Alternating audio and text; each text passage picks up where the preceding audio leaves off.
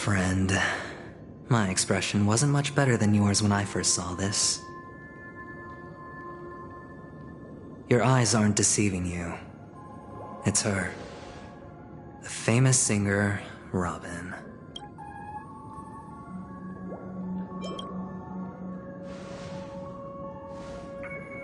Well, first of all, can I just say that this had nothing to do with me? I'm just an unlucky bystander here. The family can testify for me.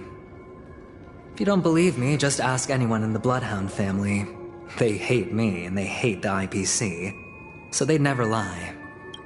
This is not where the crime happened. What I showed you was a memory.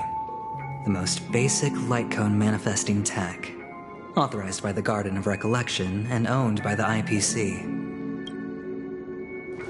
Did you really think the Galaxy Rangers were outsiders this whole time? Penacony has made a solemn commitment to protect the safety of anyone inside a family dream. Any person in distress will be forcibly awakened and safely returned to reality.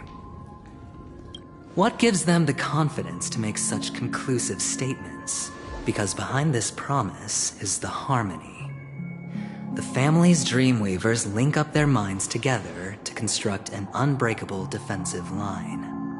Breaking through this line of defense to create death in the dreamscape.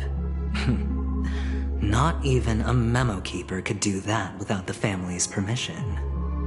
Who could have done it, friend? The only one is her. The girl who calls herself a Galaxy Ranger. An imposter. An unsought guest. An emanator who hides her true identity. Ifrit's death was a foregone conclusion. And Robin? Her misfortune was staring right at her. Who will be the next to die?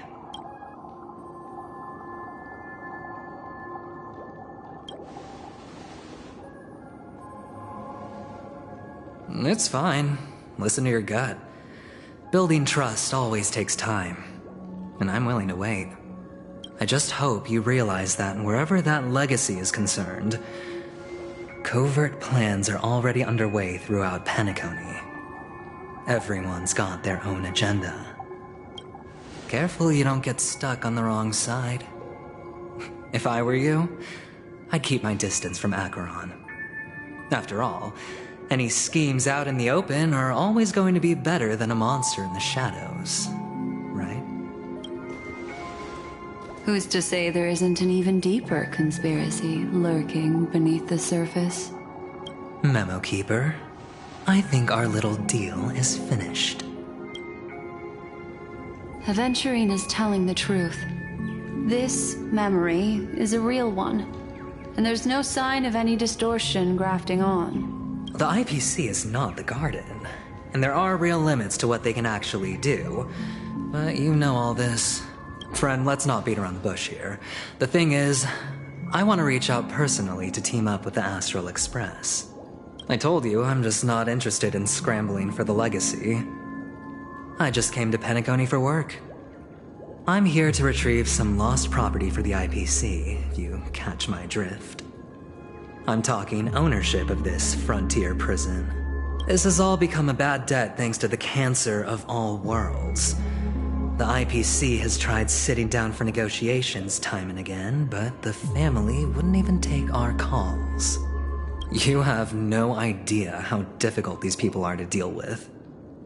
Put it this way.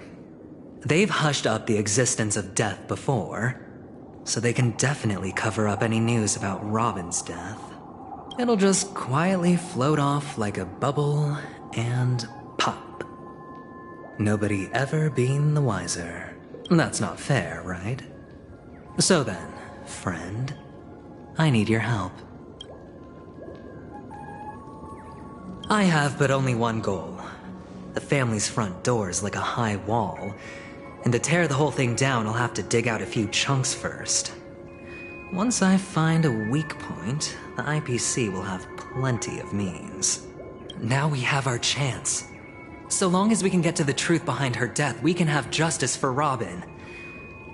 while also gaining a valuable bargaining chip for bringing the family to the table. Truly a once-in-a-blue-moon opportunity. I've been investigating and making lots of friends all over Penacony precisely for this very moment. This tragic news would be extremely bad for the family, so they'll be doing everything they can to stop it leaking, especially to the IPC. But I trust that there are still a few factions that remain exceptions, and that's why I need you all.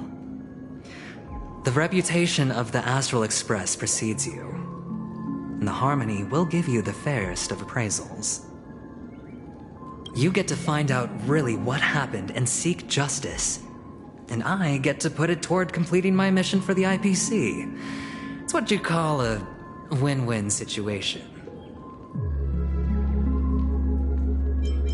But don't worry, just head back and talk things over with your companions. That navigator is really smart. She must understand the value of this deal. Look, here's my contact details. If you come to any conclusions, call me. Oh, and take this. A thorough investigation can always use a little more funding. Don't mention it. So long, friend. I really am looking forward to uncovering the truth about death with everyone. Aventurine just sauntered off. He really doesn't mean to force it, but something still seems off. What now? What are your plans? Black Swan. What is she thinking?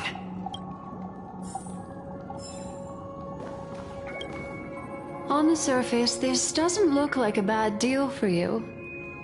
But Aventurine is a shrewd merchant whose scheme won't just be as simple as it appears to be.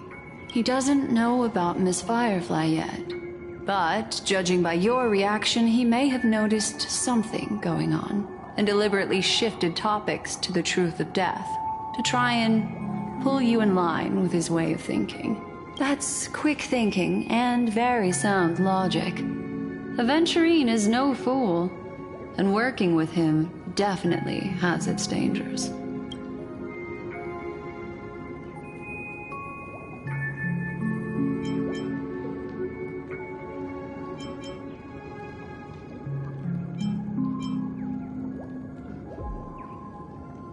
But you're talking about real evil.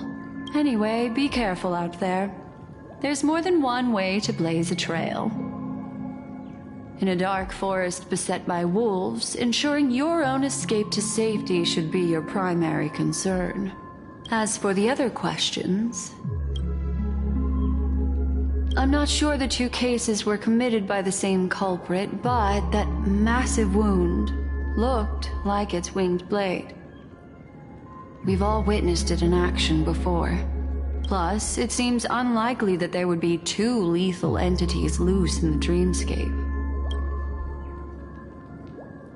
Two victims appearing one after the other in a very short time span, in and of itself, that's very unusual. Two possibilities. The collapse of Penacony's dreamscape has started speeding up, making death extremely agitated and weakening the family's protections.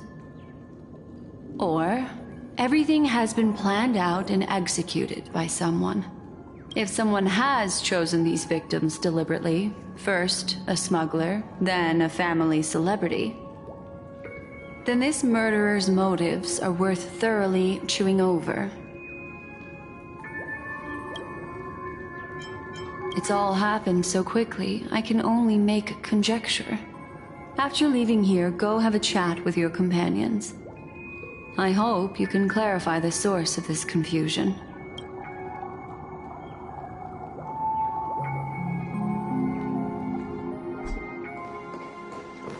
Come, this way. It's a short walk. Don't get lost.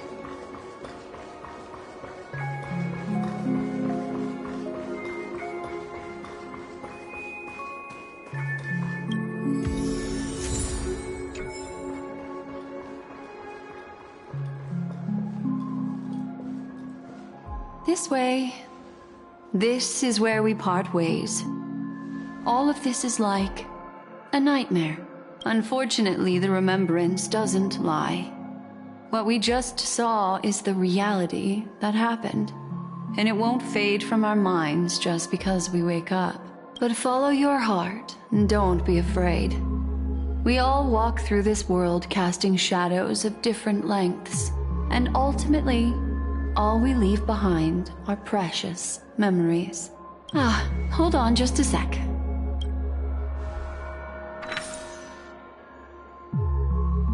There you go. A small parting gift. If one day you unfortunately fall into the deep waters of the memory zone, and there's no memo keeper to join you, hopefully it can guide you on my behalf. I also pay great attention to the ways of the world. Just think of this as an apology from me for hiding something from you. Then, I've something private to take care of regarding that Galaxy Ranger. Let's leave things there, shall we? What fascinating memories will you bring for me next time we meet? I sincerely look forward to them.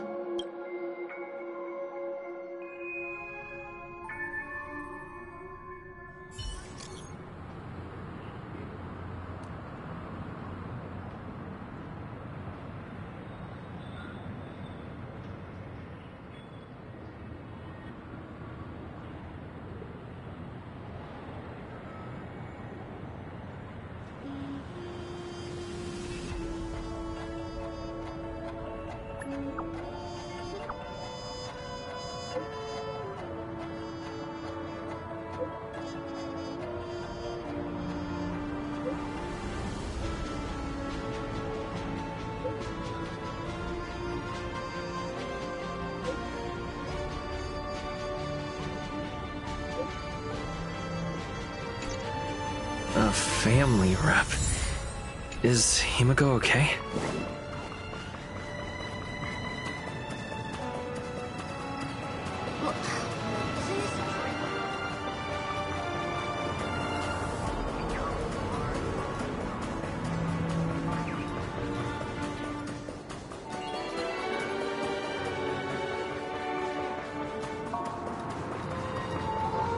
So much has happened.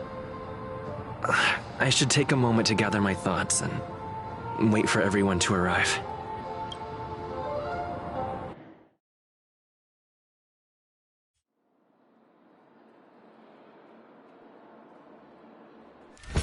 Better unsheath that blade now, Ranger.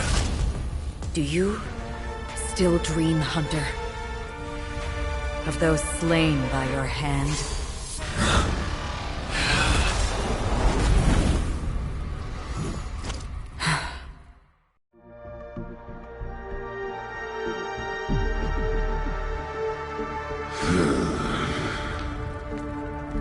It appears the outcome has already been determined. We're still alive. As are you. You still have room to make a choice. Leave the music box behind, and then go. Choice. The bloody trail of the destruction leaves no room for hesitation. The Taurus Fire Demon. Even if you sacrifice your life for that Eon, you won't get special treatment. Ranger, you tread the narrow path of the hunt. You could never understand. We come from the fire, and are born bathed in fire. We spread, burn, and destroy, until all the kindling has burned out and we leave only ashes on the ground. Burning forms the entire life of a fire demon, from the beginning to the end. We are born to die, just to put into practice a profile of another universal truth. All things are created for the destruction. Your companions don't seem to think so. They fight for your chance at survival. They are my children, and just as I was, they are flames that have yet to burn wide hot. Their still young, and I don't blame them. And my flames are faint, and time is running out. Can you see the planet of festivities in the distance? I plan to bring Purgatory with me there, and before that, I must surpass you. Why? Because on the path they have forged, you have traveled farther than I have. Emanator. You cannot hide your true identity. Draw that sword, for we shall indeed remain here, bound to fight a decisive battle to the death, for I choose this. Destruction is intense, but brief. To cravenly cling to life is to endure an endlessly prolonged existence. Even if the answer turns out to be your own destruction. What is important is not the answer, but that it exists, just as you exist. Everything exists to be destroyed. Emanators are no different. Just as even sweet dreams may be born of the void, the so-called impossible is merely something that has yet to happen. All right. I accept. You shall witness the most brilliant and intense fire in existence. May this flame illuminate the farthest reaches of your bottomless dream. A bottomless dream. Yes, that's right. But you've made one small mistake. This blade remains in its scabbard not out of pity or scorn. It's a personal secret that I don't want to disclose, but perhaps out of reciprocity. I'll reveal the truth to you. The hunt is not the path I truly follow. May death be the end of your boundless dream, guiding you back to the waking world. I still see them in my dreams. Hold it. Your time hasn't come yet. My time. I've seen many clever disguises that can conceal appearances, but they can never cover up who a person really is. And you're no different. You had no desire to kill the Trailblazer. You only did what you did to drive me and the Memo Keeper away, but why? Did Destiny's slave make you do it? You know, Elio. I thought this is just the kind of thing that'd get written into your script. My script has always been brief. Other than that, anything beyond that is unnecessary. He knows my nature. There is but a single destiny from which no one can escape. And until then, I hold the privilege of choice. However, you appear to be ignorant of this. So it's time for me to inquire. Who exactly are you? Not your enemy, perhaps. That's not what I asked. I don't deserve your curiosity. Loners wandering the cosmos always have their secrets. Take me. I'm wanted by the IPC, so it's little wonder that I know something about the Stellaron Hunters. That's all. Maybe I can help. What reason would you have for doing that? I tend to forget things.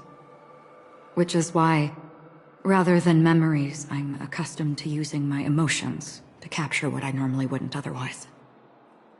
So, I know who is inside that cold armor.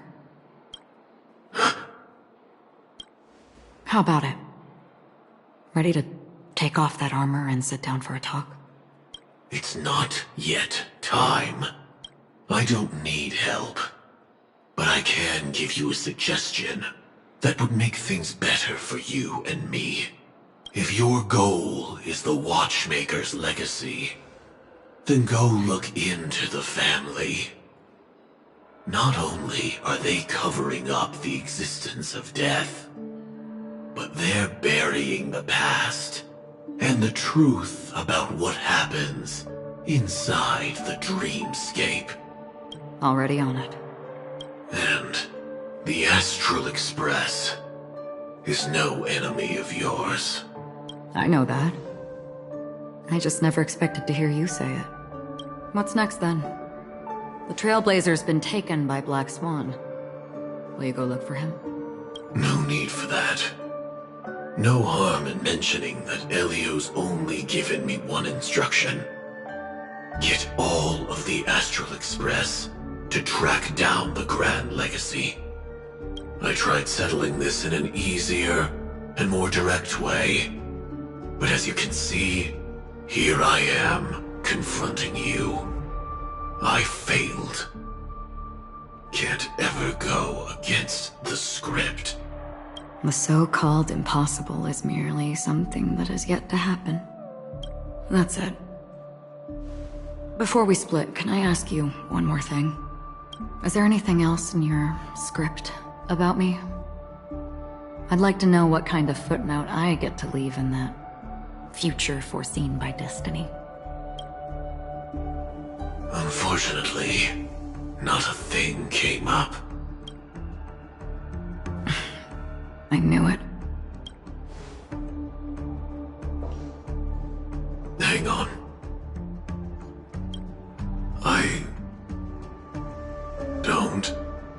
Don't. What? Your first question was, do you still have dreams about everyone who died because of you? I don't. Never have.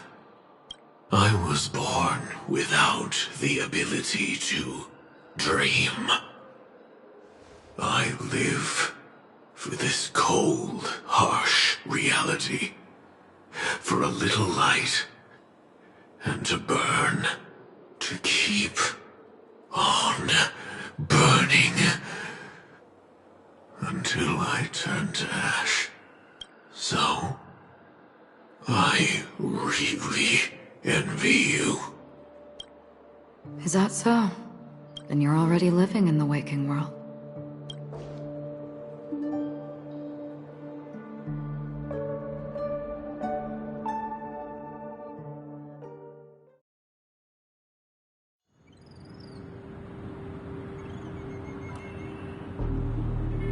We heard about Miss Firefly from Black Swan, but we never expected Miss Robin to...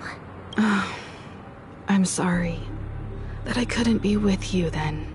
Reality cruises on in serenity, while undercurrents bubble up from the dreamscape. Just like that memo keeper said. Stay strong, everyone. We can still do what we can for them. Starting with finding the murderer. Let's recap everything then. The Trailblazer just reminded me of something. March, do you remember what that family rep who negotiated with us said? Indeed, we trust that the Nameless has nothing to do with this. And we also beg each of you to help assist the family in verifying the identity of the deceased. That's how it was put, in reference to Miss Firefly. Looking back, he seemed a little evasive at the time. And he also failed to mention anything about the earlier murder, too. The family's planning on covering up all news about Miss Robin's death. If news gets out, Penacony's going to turn into a bloodbath. But the murder that followed closely after was obviously beyond their anticipation. The family had to try and turn things to their advantage by bringing in reinforcements from outside. The Charmony Festival is nearly here. They must be snowed under.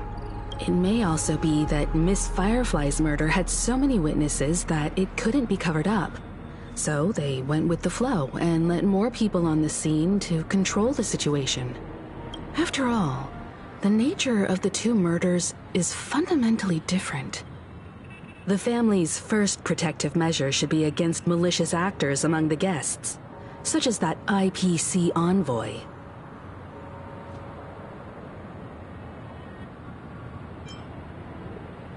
All the while accusing that Galaxy Ranger. Are we missing the forest for the trees here? I always felt that Aventurine's reasons for accusing Miss Acheron were highly subtle. Can we believe him? At this point, I'm afraid the only ones we can trust are ourselves. Look, let's try to gather intel first and then list all the possible outcomes we can. Then we go through them, eliminating contradictions one by one. The fewer facts remaining, the closer we are to the truth. I've still got this sense of foreboding. It's like we're stuck in a whirlpool, spinning around that legacy even after everything that's happened. This time we're playing the role of a real detective. But before we start, what are we going to say to the family and Aventurine? As I see things, the family harbors no ill will towards the Astral Express. If they didn't trust the crew, they wouldn't have casually commissioned outsiders to investigate a case that's, in all likelihood, a scandal. Plus, this is the family's turf. Teaming up with them should make things easier for us in the future. As for that Aventurine, well, I'd like to hear your thoughts. He's complex. He deliberately slow-played his hand during negotiations while running circles around us all the while. He appealed convincingly to both reason and emotion. It wasn't forced, but the intent was obvious.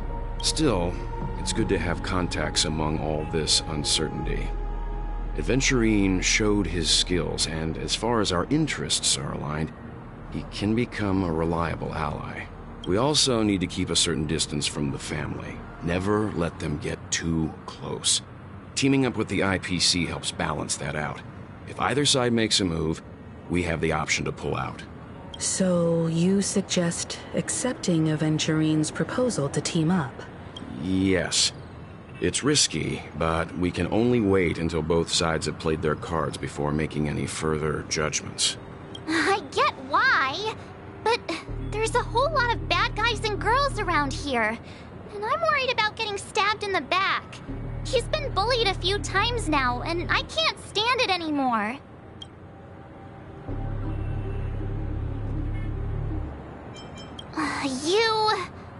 No, I can't accept this. Forget about it. Just let me keep an eye on him.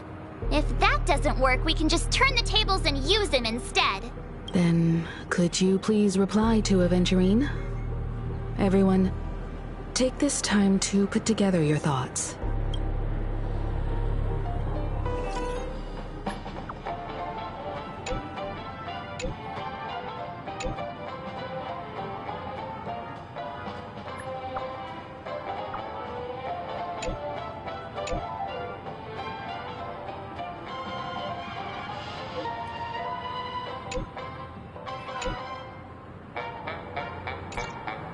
Looks like Aventurine is happy with this outcome. Let's tell everyone about it. Aventurine's goal is to try and recapture Penacony for IPC. To do this, he'll have to bring down the family in its entirety to create a big enough chance. The existence of death will be covered up by the family. So how does he plan on taking them down? It's gotta be something important enough that everyone will notice. But it also can't be anything too out in the open. An attack on the hotel guests? Unlikely. Penacony's guests include quite a few bigwigs known throughout the whole cosmos. People who not even the IPC would dare take lightly.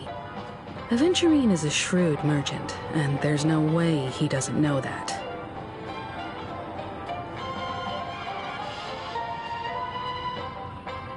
He's definitely going for the family, and it's just a matter of how.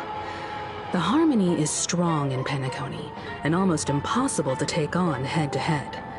The fact that the IPC dispatched Aventurine shows that they do not intend to simply play by the book here.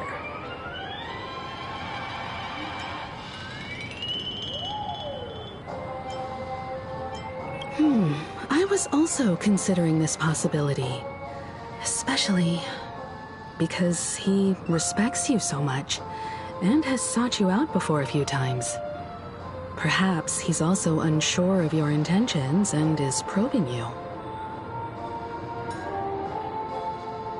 Aventurine has devoted considerable attention to her. But this Galaxy Ranger, we know hardly anything about her and can't rush to any conclusions. I'm just speculating. In any case, we have to be careful when handling Aventurine. He's skilled at reading people and discerning the right moment to strike. Also, he's clearly a born gambler if he's willing to go all in to win.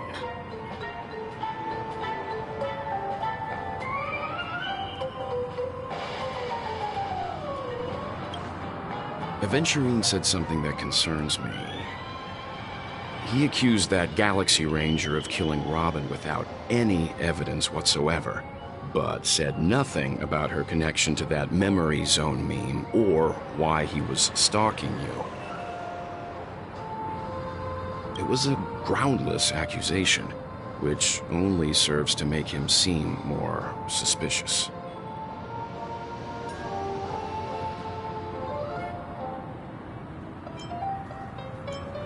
Maybe Aventurine's goal was never to gain our trust. Maybe he wanted to foster a feeling of enmity towards Acheron and make the situation more volatile.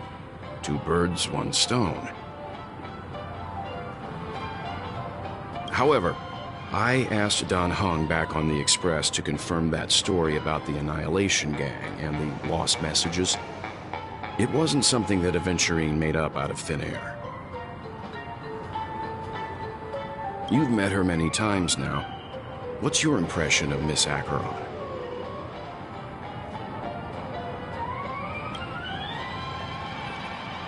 That fits the stereotype of a Galaxy Ranger to a T. They're eccentric, unpredictable, and fond of being alone. No wonder she's a suspect.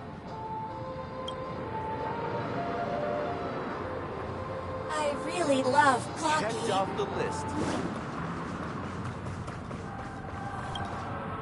I hope it's not too soon to bring it up, but I feel like Miss Robin isn't actually dead, but that she's still alive and well.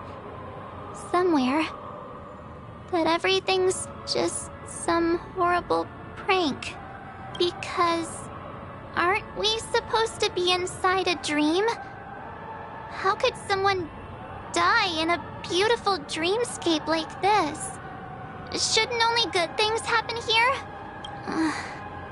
Whenever I see the Grand Theater, I just can't stop all these thoughts from flooding my head.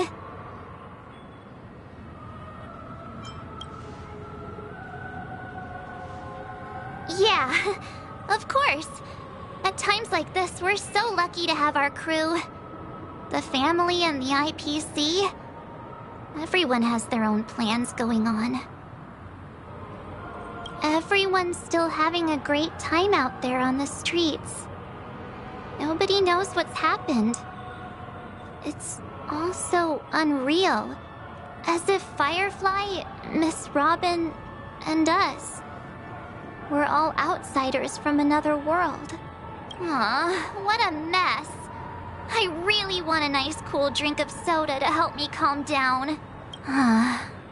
But then I'd be just like everyone else out on the streets. Looks like Aventurine doesn't need anything else. Let's turn our attention to the family's assignment for now. Himiko, what do you think? Among our current clues, the two murders that he witnessed are the most directly connected. I suggest starting here. One thing I'm curious about is, if a person dies in a dream, what happens to them in real life? Seeing as we're at the family's behest, why not pop back out to reality and verify Miss Firefly's situation back at the hotel? Perhaps we could also make a few inquiries about her while out there. How about we split off into 2 groups? There are still some things worth focusing on inside the dreamscape. I'll investigate those, and we can link up again later. Worth focusing on? Oh. No problem. I'll leave it to you then. Huh? Aw, I thought I'd finally get to see Himeko and Mr. Yang go out on a mission together. Oh well. Take care then, Mr. Yang. I will. Keep in touch.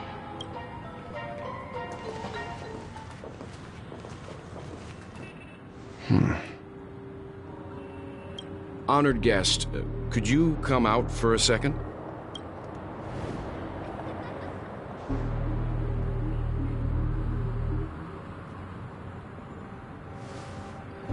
I'd be embarrassed too, getting stared at like that. Forgive me. My name is Welt Yang. I'm one of the crew members on the Astral Express. I believe you've met my colleagues. Welt. Is there something about my name? First, don't you want to know my name? I already do, Miss Acheron. You're a prominent figure in Penacony. What are they saying about me? Some claim that you're the real culprit behind these murders, that the Annihilation Gang's tragic fate at the banquet was a result of your blade, and that you're now attempting to unleash another bloodbath on Penacony. The Annihilation Gang? Ifrit of Everflame Mansion. Tragic fate. That Duke turned his dying body to flames and sacrificed his life as a martyr. He was a determined and heroic pathstrider. Not even a villain should be disparaged like this. And what's more, there were plenty of suspects invited. Do they really think that a blade is more dangerous than that black hole you're wielding? Keen intuition.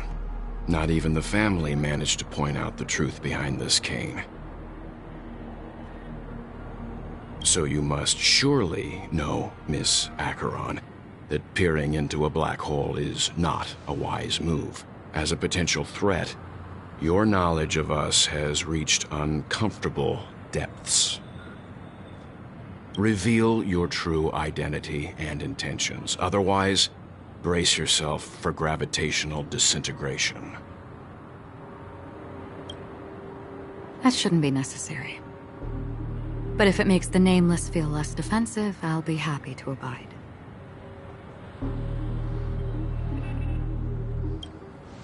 Believe it or not, Galaxy Ranger, Acheron, those are the names I go by to this very day. My trip to Penacony is solely to fulfill an old, final request. I'm here for the Watchmaker's legacy. And that's it.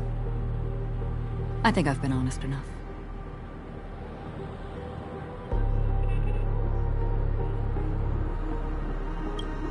Still unwilling to reveal your true identity?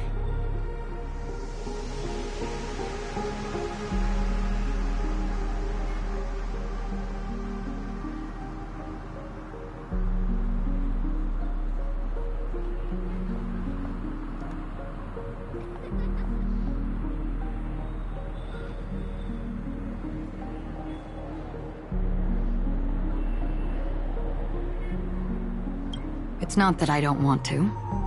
It's just that I can't. I've come so far, and I can't sum up all of that in just a few words.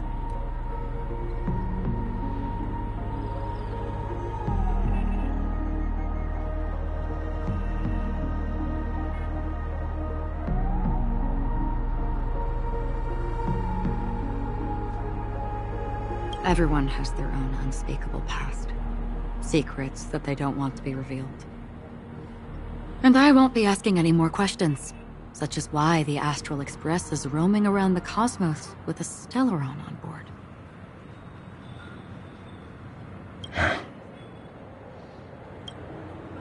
Is he okay?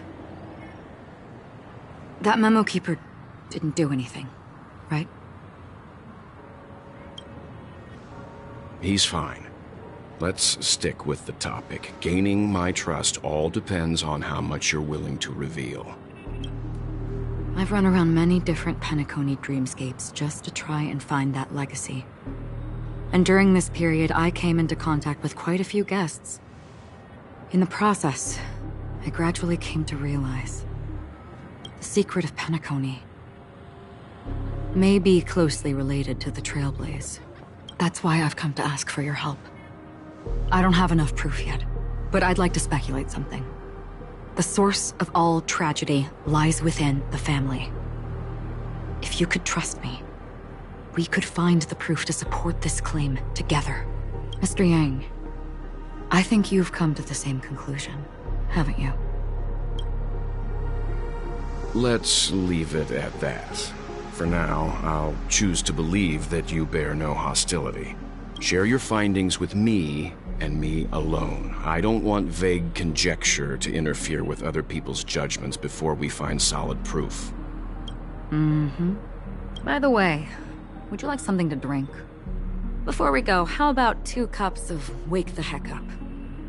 No, 4 cups, because the conversation coming up will last forever.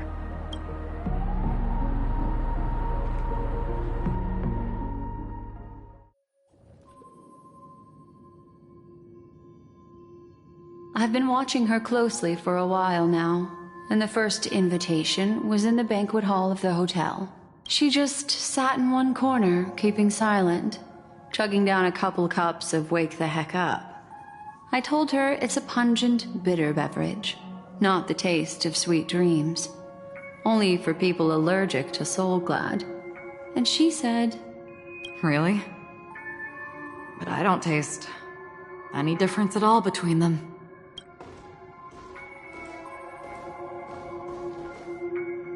The guest rooms are charmingly minimalist. An aesthetic you share, Miss Acheron. It's a cinch, this music box. The invitation received by the Annihilation Gang. There are latent memories that linger on it yet. You see, memories of you are not yours alone. They travel in other people, other things. I know much, and I can predict even more. With some help, the dead can be made to speak. The Annihilation Gang, that band of desperados who all disappeared after meeting you. What exactly happened to them? Well, let me reveal all.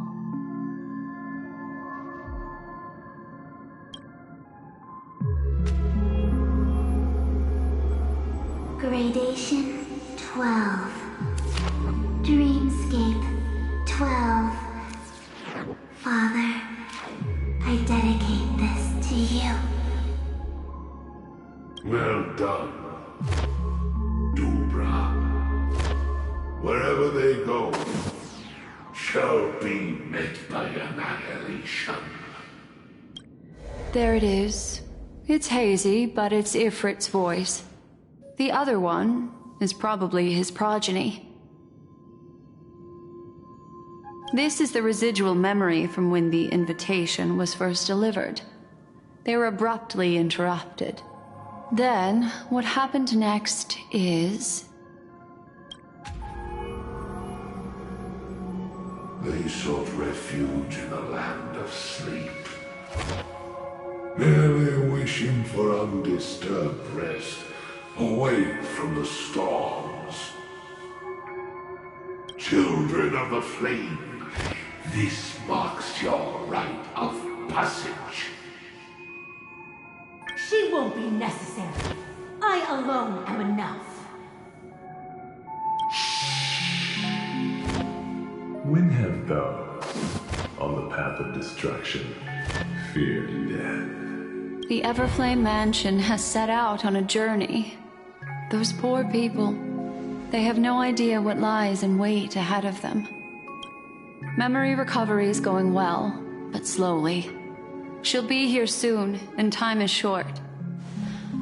There's nobody else here, so there's no need to be delicate. In fact, I think I'd better go all out.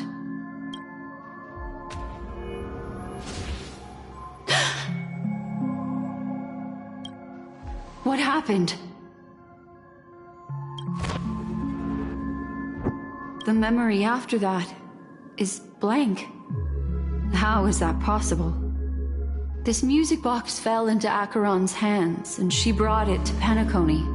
That's a fact, and that's how it should have gone. But along the way, it's like it's been erased. Who's done this?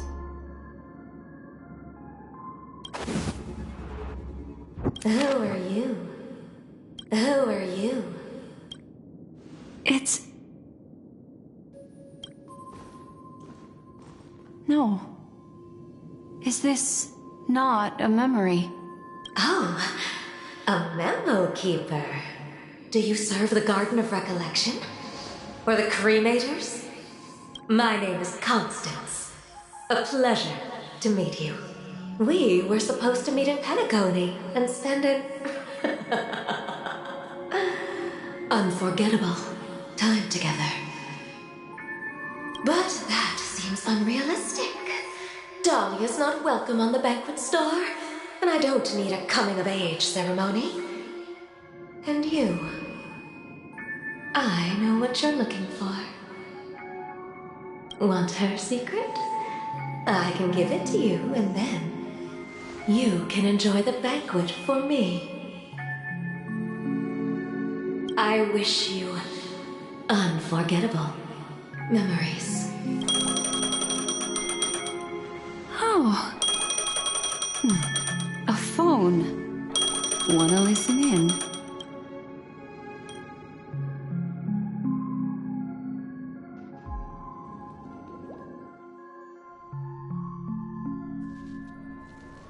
A few days ago, under the watchful guidance of the Marketing Development Department, and in accordance with the Interstellar Peace Charter, the independent Sigonian sovereignty has hereby been established, and shall take a legislative seat at the Interstellar Congress.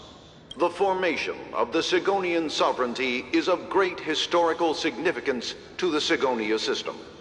This move puts an end to the planet's long and bloody history, turning the sensational Kataka-Abjin extinction event into a distant memory.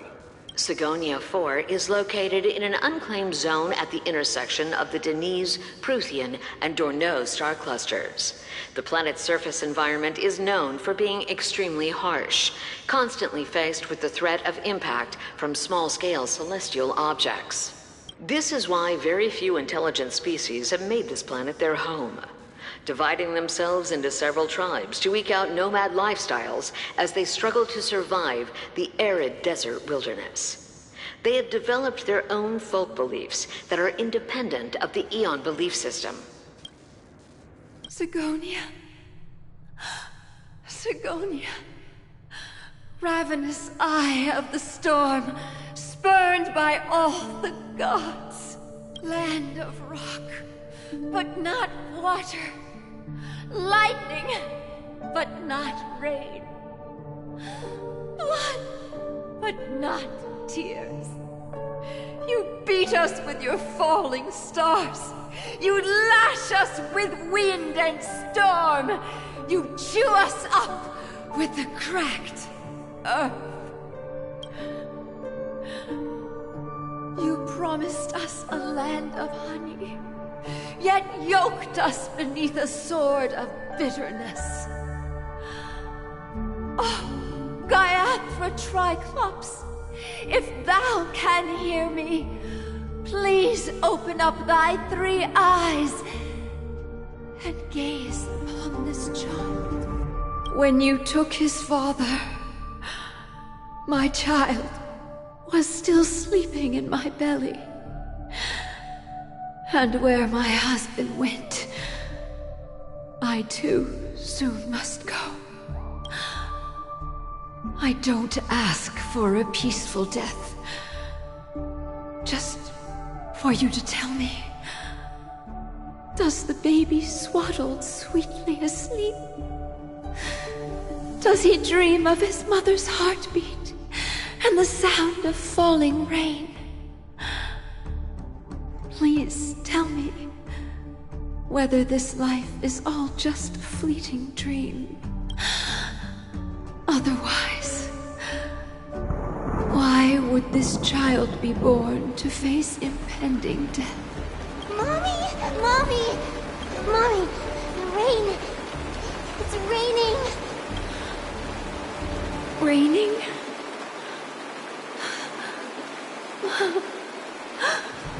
Raining! It is raining! It's true! Those outworlders weren't lying to us. They really did summon the rain. Mommy, we can leave here. We can go back home. Back home. Gayathra Triclops. You came. Do you hear that? Thank you. Thank you. Darling, listen. This is the sound of rain. On the day you were born, the sky also sent down a gift like this from Gayathra. Such a lucky child. Such a blessed child. Just like your name. A gift from them to Avjen. My boy. May the goddess Gayathra close her eyes 3 times. Keep your blood eternally pulsing. Let your journey be forever peaceful, and your schemes forever concealed. Welcome to this sad world, Kakavasha. Time to wake up, gambler. Oh, heavens. I must have drunk too much Soul Glad. Didn't expect you to be back so soon. How is it? Find anything? Just as you guessed. Nobody outside knows about Robin's death. There aren't even baseless conspiracy theories. They're still streaming the rehearsal for her ceremony, using a stand-in, I guess. They must be dreaming. Of course. Who could imagine that death would actually descend upon the idyllic dream created by the family? Let alone that the victim would be the female lead of the Charmony Festival. To be honest with you, I didn't believe it. I even tested it a few times myself. Until I discovered that I couldn't actually die. Whenever there's any danger, I'm forced awake by the dream pool, and it's all as if everything were just a nightmare. That's why I'm convinced that there are a few big secrets lurking behind the scenes. Then you must have heard about the Memory Zone meme. When I graciously deigned to establish connections with the Oak family on your behalf, they were quite in a pitiful state of disarray. Besides Robin, there was another body. I don't know the exact details, just that it was a stowaway. 2 murder cases? I told you something seemed off about the Nameless. He must have come across the other one. This murderer is a psycho. But I have to admit, the case should be easy to crack. We can leverage the family's malfeasance and let the IPC use this as a reason to intervene. It's just that their trickery runs deeper than I thought. Robin's stand-in was all ready to go. These two murders are definitely getting hushed up. What should we do? Let me think. It's too rare an opportunity to miss out on, so I gotta be careful. Incredible gambler. Have you already exhausted your limited repertoire of tricks so soon? There are plenty of chips, but it'd be best to choose carefully. The most straightforward has to be Robin. Remember? That masked fool once told me to find a mute as a friend. Robin is what she calls the mute. She has lost her voice, and while most people can't pick up on it, you and I cannot mistake that sound. Not produced by any voice box, but rather by the resonance of the harmony. If that girl hadn't gone hoarse from singing practice, there'd only be one possibility. Something was up with the family. Or Robin herself. To get to the bottom of this, I tried every way I could to meet her. But she died. Right before my very eyes. A complete and utter loss. Incidentally, it seems to have resulted in your rather undignified arrival on the interrogation stand. There were eyewitnesses at the scene, and the family, in their graciousness, has tentatively accepted your alibi. However, for the foreseeable future, you shall, regrettably, find yourself under the vigilant watch of the hounds. Well, things aren't looking too optimistic, Doctor. Starting to break out in a cold sweat. Do you reckon there's still any chance of a comeback, given how things are? A probability? Yes, it exists, but it verges on the infinitesimal. To phrase it in a manner more befitting the vernacular of Penacony, you're dreaming. But if you simply can't control yourself and want to try your hand, then there just so happens to be a suitable candidate. That man wants to see you again. Who? Sunday. Is this a public hearing or a private trial? If it were the former, it would hardly befit my stature to stoop to the role of a mere messenger. Fine. Oh, that's great. It's all great. You see, the dead can't talk, but the living can. Ratio, I'm convinced now that there must be something wrong inside the family. Oh, just you wait and see. That man's sister has died. He can't sit on his hands. Well, without any further ado, let's set off. Lead the way. The show is about to begin.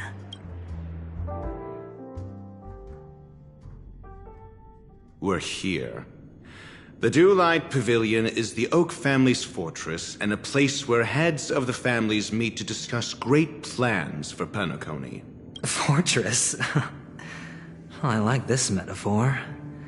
I dealt with the warlords of the Amanicus star system not long ago, and their synchronized orbital manor wasn't this heavily guarded. This mansion nominally belongs to Sunday, and is very befitting of its owner. Without his express invitation, the likes of ordinary guests would never grace these grounds in their lifetimes. Look around while you still have this moment of freedom. Hey, Doc, whose side are you on anyway? Who's to say I won't sell you out? We'll see. When we meet the authoritarian master of the Oak family, I'll pry an answer out of him. Follow me and I'll bring you to his parlor. Hold your tongue, and let me deal with the members of the family.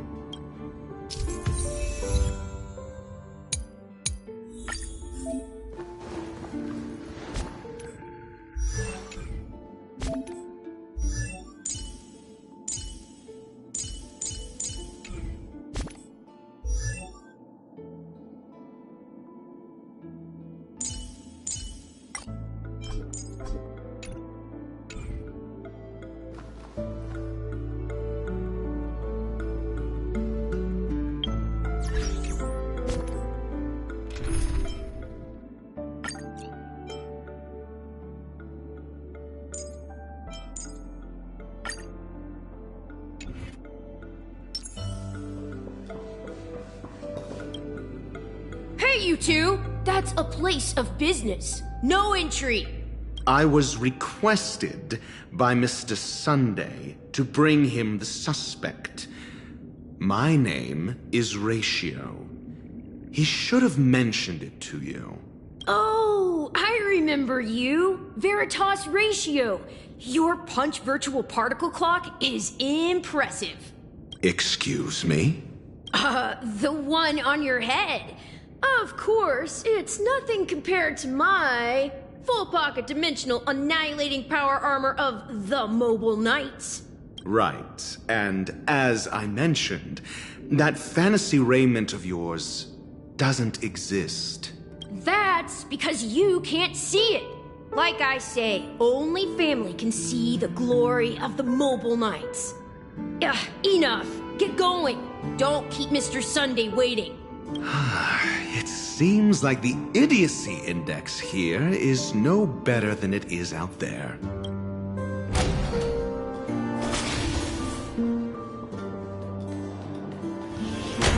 A dead end? The door is shut tight. Looks like we're on our own. I mean, there isn't a door. How did you get in before?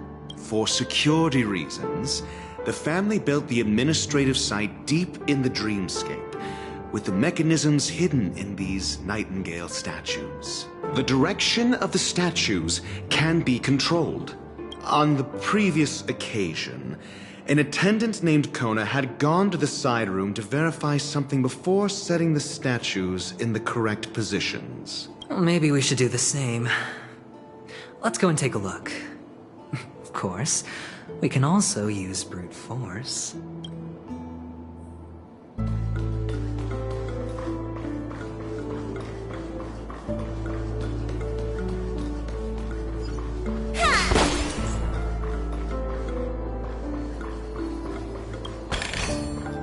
If it works, it's good medicine.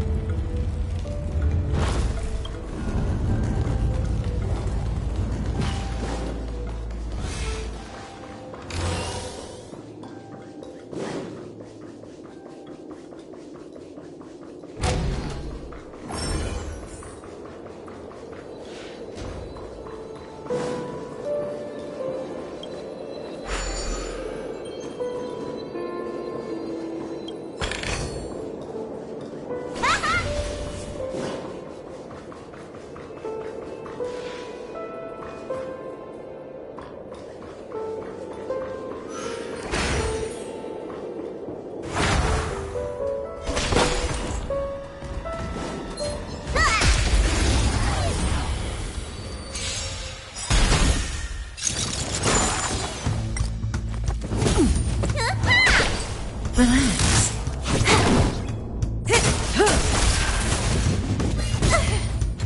Spend freely.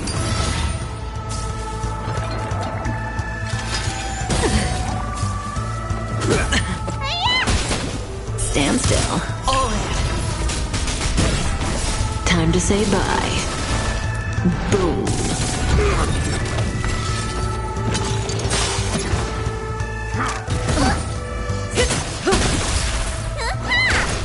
Relax. This is double speed. It's on me.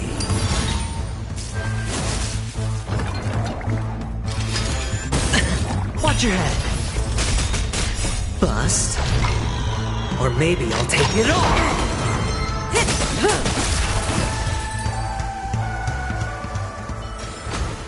I told you they were sick.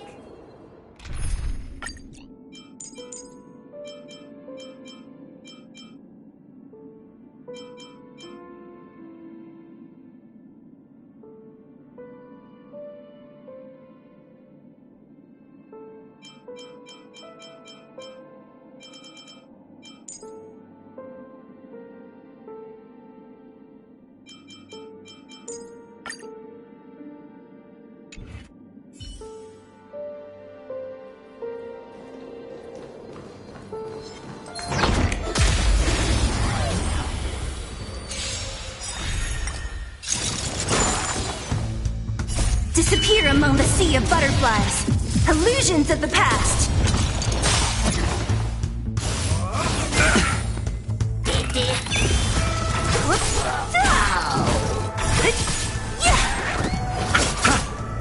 Time for a buzz.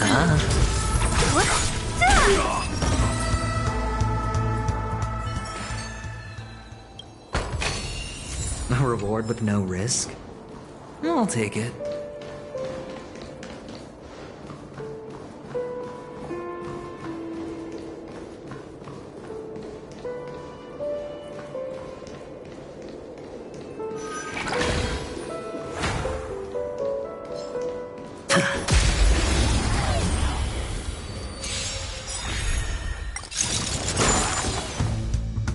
Disappear among the sea of butterflies. Illusions of the past.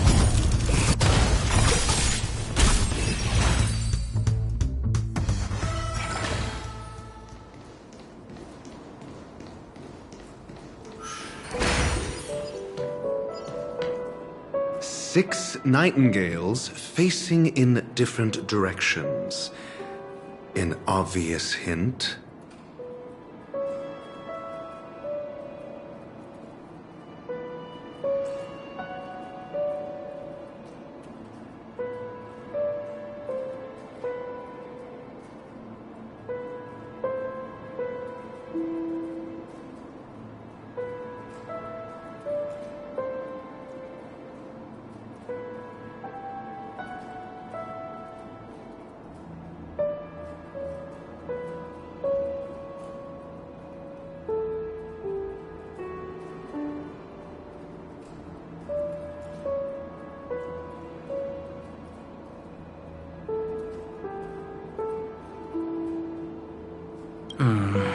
They are. How can nightingales be so There are no eagles in the 5 families, only nightingales.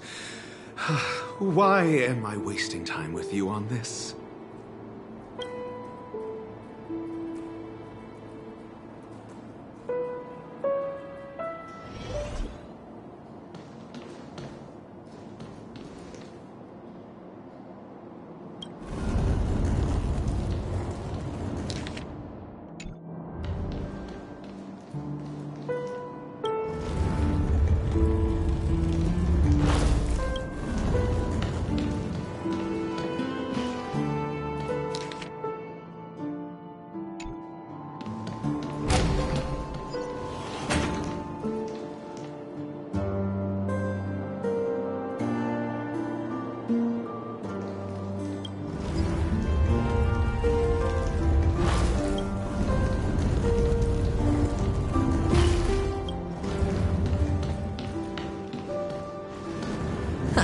Just as I thought.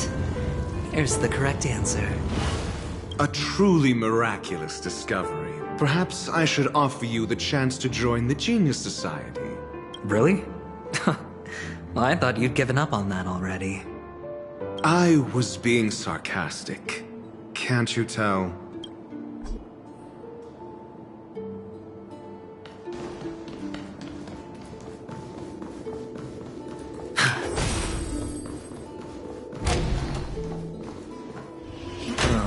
Impressive.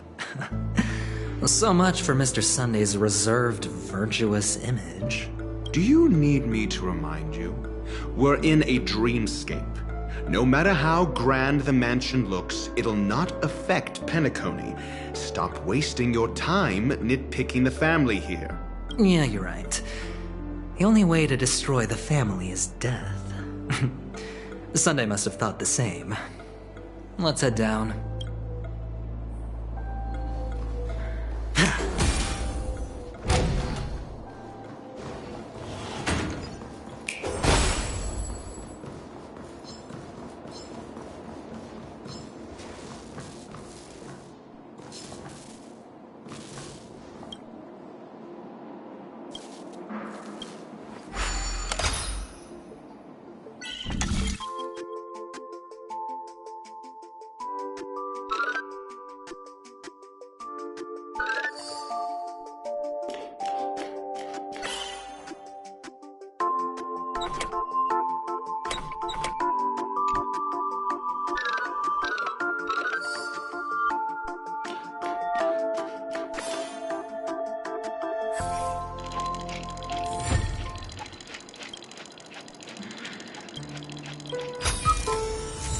reward with no risk? I'll take it.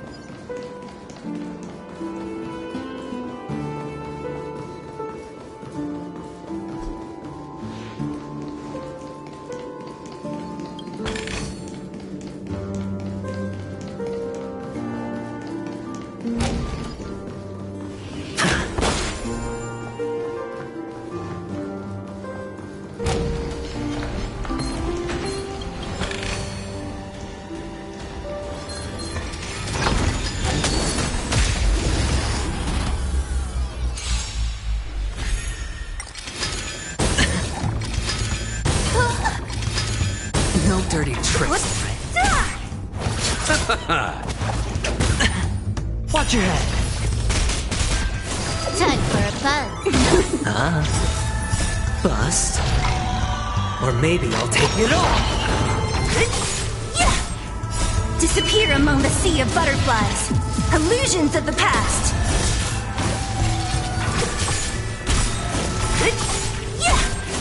Disappear among the sea of butterflies. Illusions of the past. Time for a buzz. This is double speed.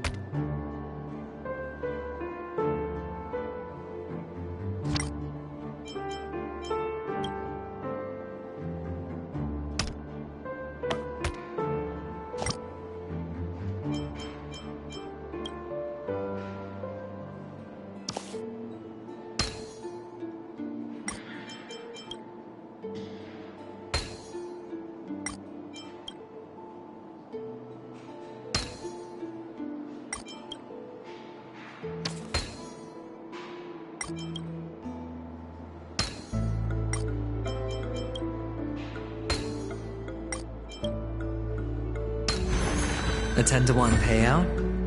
Music to my ears.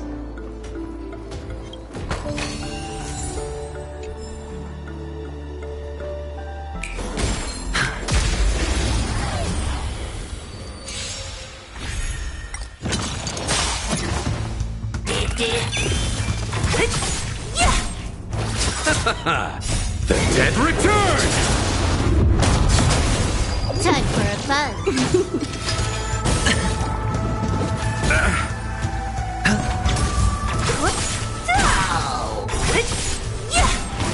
Disappear among the sea of butterflies. Illusions of the past.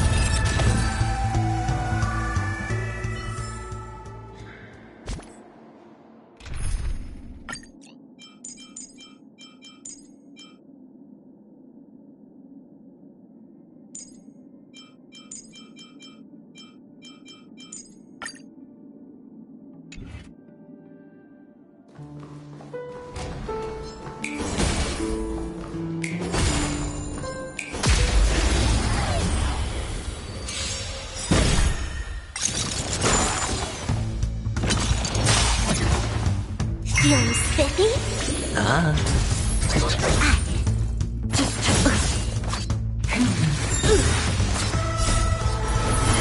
To guard and defend.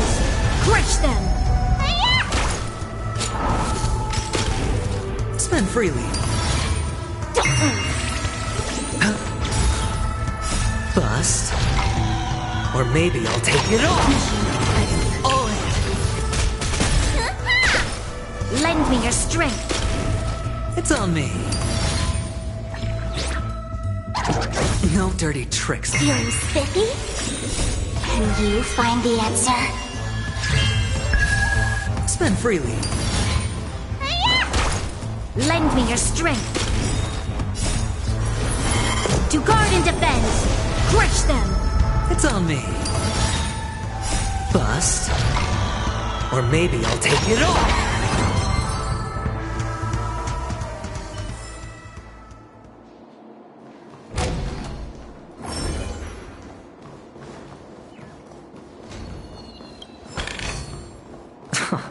This is hardly enough for a seat at the table.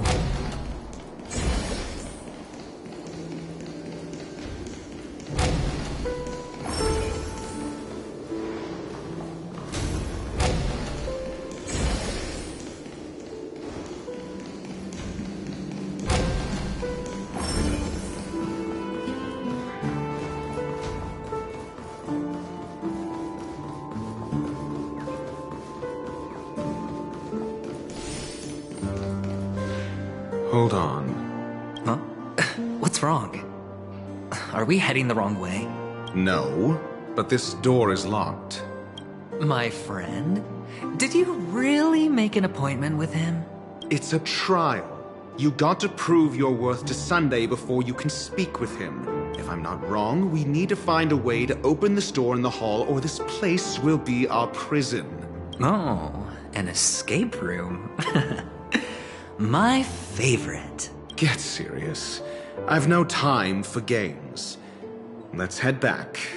The hint is probably in that prominent sandpit. Wow. That's an enormous sandpit.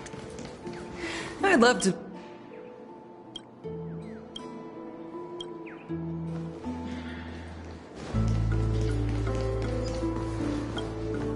Oh, look.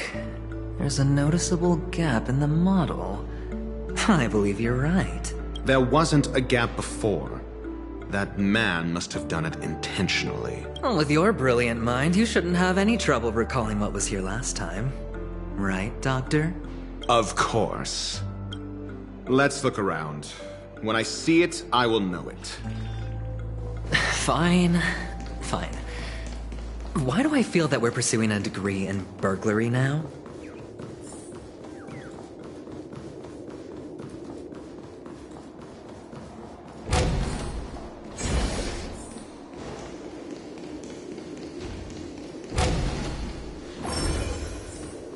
Found it. This is it.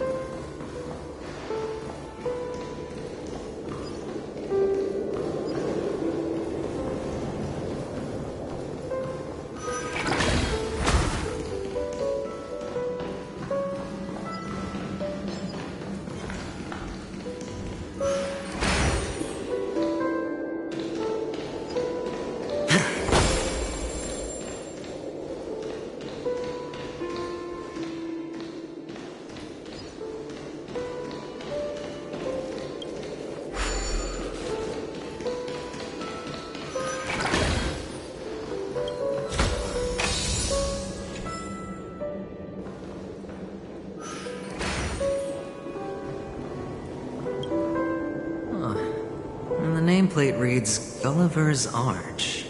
Well, I'm amazed you can remember something this tiny. You know, this reminds me of a tunnel I once saw that could shrink people who passed through it. If I were you, I would shut my mouth. It's wise to remain silent when you should.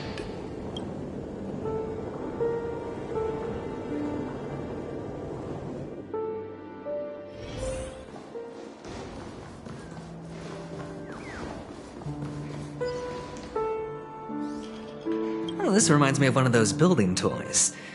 You know, with the blocks. I've never played with them before. I wonder if it's more interesting than stacking chips. Oh, look. The gap is closed. And it fits perfectly. So, what's next?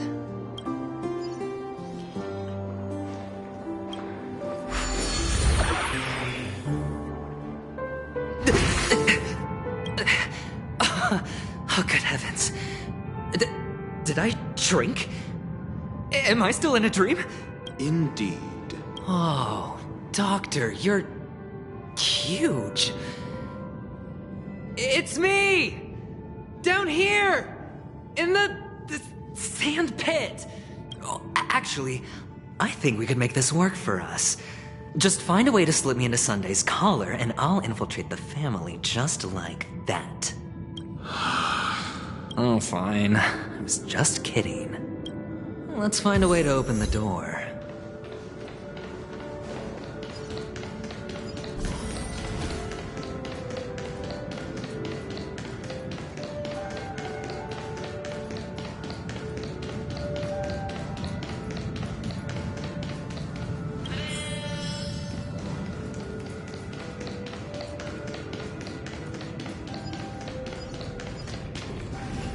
Hello! Welcome to the Golden Hour base model. I am an Oak soldier. I will be here to guide you through the tour of the base model. Happy to be of service. And tell me about the tour. Hello! Welcome to the Golden Hour base model. I am an Oak soldier. I will be here to guide you through the tour of the base model. Happy to be of service. Generating guide. Please wait patient.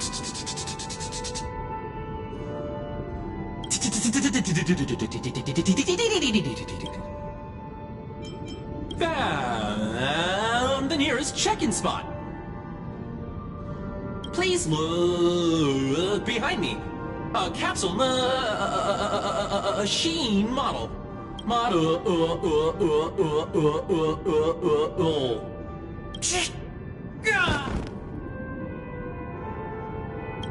What's up with that? Now the family's toys are trying to frame me? I didn't do a thing to it, Doc. You've got to be my witness.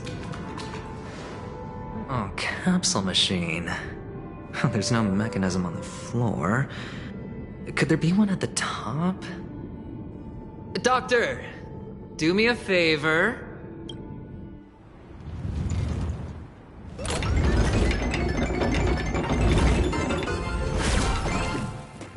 So, I was right. These models have interiors that look exactly like the real buildings.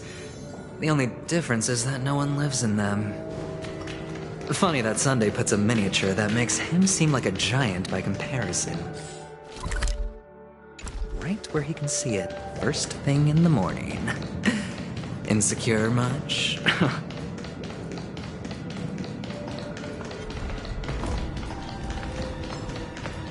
Oh, one of the fragments flew upstairs. I'll need to use the pinball machine to flick myself up there. But it's tough.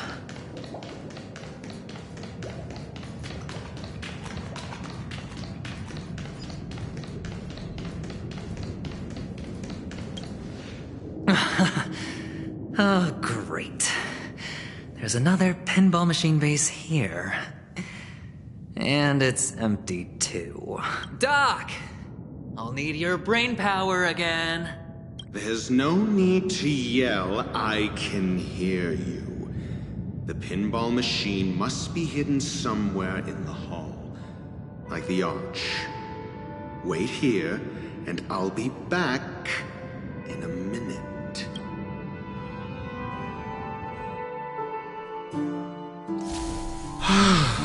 Finally, a moment of peace.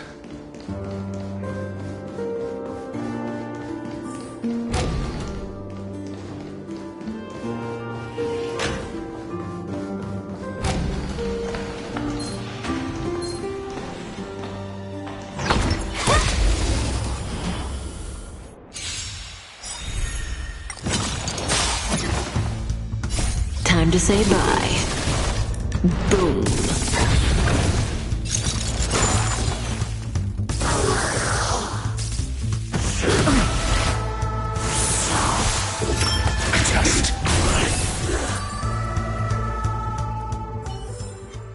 Nice. Let's do it again when you're leveled up.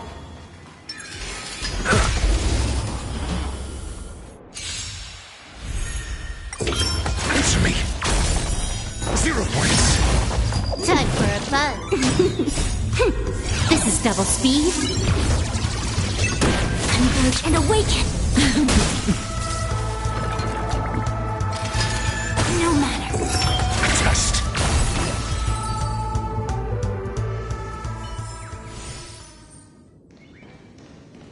That's it. Pleasant moments of solitude are always fleeting.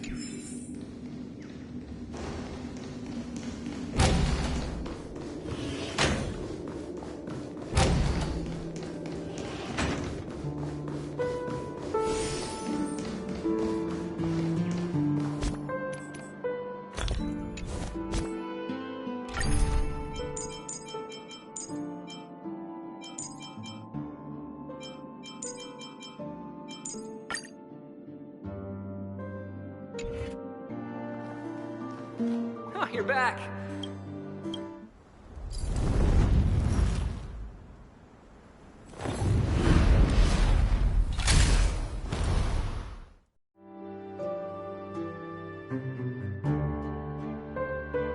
Thanks, Doc.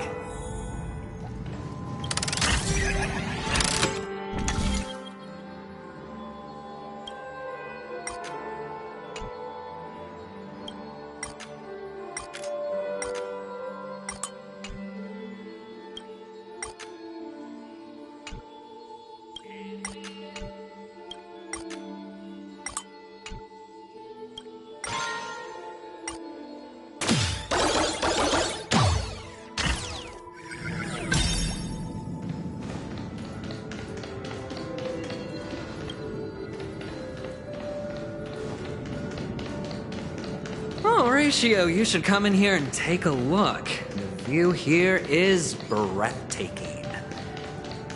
Honestly. Hold on. Piece of cake.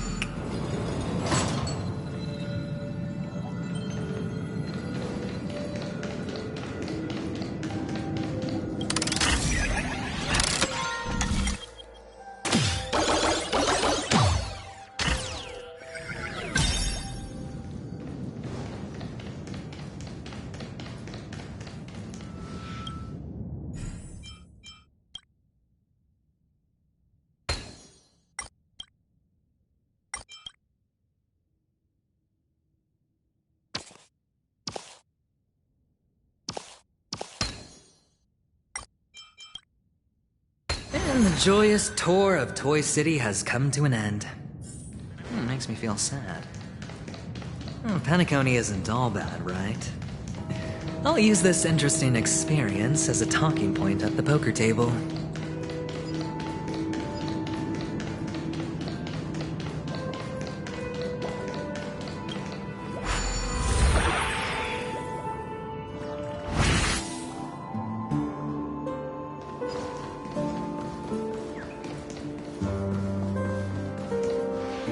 It's a pity you made it out of the sandpit alive. Sunday is just beyond this door. From my limited understanding, he's not someone easily handled. Are you prepared? Yeah. Only I believe he's the one who should be prepared to face me. Tell me about your plan. I don't have a plan. I'll just play it by ear. There are only two kinds of bargaining chips when dealing with people. Benefit or fear. Looks like sincerity isn't in your dictionary. Am I not sincere enough? There's no need to emphasize it. We've got to make good use of death. That man's sister is dead. He won't be able to turn a blind eye, and that's fear. And I'll help him find the murderer. He can't do it due to his status and position, but I can. And that's benefit. On what basis do you believe he's incapable, necessitating the delegation to someone from a rival faction? The IPC. Simple. Because that murderer could very well be a traitor hiding inside the family. Do you mean the Galaxy Ranger whom you accused previously? That was just an excuse, good doctor. There's something wrong with that woman, and we need someone who can keep her in check. It's better to minimize the variables outside our control while we execute our plans. Moreover, I need to know her identity. If I'm lucky. She could be an important pawn. And it's good to have more helpful friends when dealing with this matter.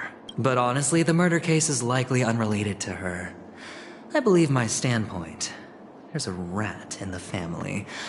Otherwise, why would Mr. Sunday arrange a private meeting with us?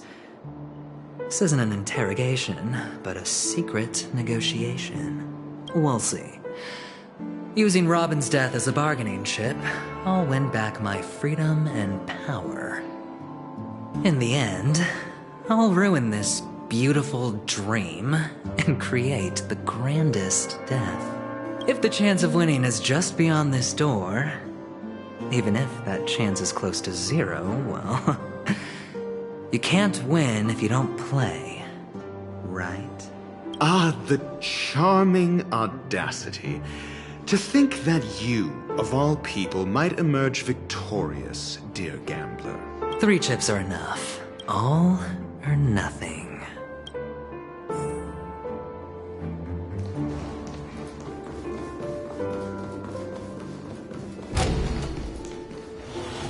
It seems my puzzles are too effortless for you, IPC Ambassador. I appreciate your words. And I see you put a lot of effort into welcoming me, Mr. Sunday. However, this is no way to greet a guest. Well, this isn't an invitation, but a summoning. Before we speak, I need to test your character. I imagine this knowledgeable doctor friend of yours has been of great help, yes? Certainly. You ought to know this better than I do. He's already faithfully fulfilled his duties, hasn't he? Yes. The doctor has assured me of your noble character. He considers you, like himself, a virtuous person who can be trusted by the family. I have come to know you very well as a person, Mr. Aventurine. You're diligent, generous, and willing to cooperate. The fact that you succeeded in overcoming many obstacles just to meet me gave me the reason to believe in your wisdom and courage. But there's one thing I must ask you. That is, you've used your wisdom at the wrong place to meet the wrong person and put yourself in a situation where you shouldn't be, witnessing a tragedy that shouldn't have happened. You don't look too well. Am I making you anxious? If not, then it means I'm on your side. If I wasn't mistaken, you'd just made a serious accusation against the family. No, you weren't mistaken. For depravity is creeping in around you. There's no need for us to be evasive. Let's talk about your sister. Your sister's talent is unrivaled in the world of show business. As you know, her voice has been out of tune since she returned to Penacony. What's more disheartening, she can't sing anymore. Who could be responsible for this? Many suspect the culprit is among the outsiders, but I know you hold a different opinion. Now your noble status has become a shackle, preventing you from apprehending the murderer and avenging your sister's death. You're feeling anxious because you're out on a limb. But don't worry, I'm on your side. I'm immensely honored by your concern for me, Mr. Aventurine. Since you're so selfless and generous, I believe you wouldn't ask for anything in return, would you? Well, naturally, you wouldn't incur any loss from this. I just want to reclaim what is mine. My liberty and the personal items under the family's custody, the bag of gift money, and... the box in which the cornerstone is stored. That's right. Cornerstone. I've heard it's a treasured asset of the Strategic Investment Department. A sacred stone that seals the Preservation Emanator, granting significant power, and every liquidation specialist holds one. For an object so precious, it probably comes at an even higher price than other forms of recompense. Well, I'm sure you're aware of the high level of risk I'll be undertaking to bring the truth to light. Mr. Aventurine, when you're out and about, do you always make adjustments to your appearance? Your tie should be on the center line. Your shirt must not protrude from your vest. Your trouser creases should be perfectly straight, and always aligned with the tips of your shoes. Of course. But I don't, because it's not appropriate to do so in public. You should make sure everything is presentable and in order before leaving the house. I'm not the kind that takes risks. The cornerstone must be in the custody of the family. No room for negotiation? Please, don't let me turn you down twice. Sure. The gift money is good enough. I suppose you wouldn't mind that. After all, a merchant can't function without a bargaining chip. You compromised quicker than I thought. Unfortunately, it's a gambler that needs a bargaining chip, not a merchant. I can give you your gift money, but before that, I want you to tell me. The fact that you can decisively forsake the box you asked for, what exactly is stored in it?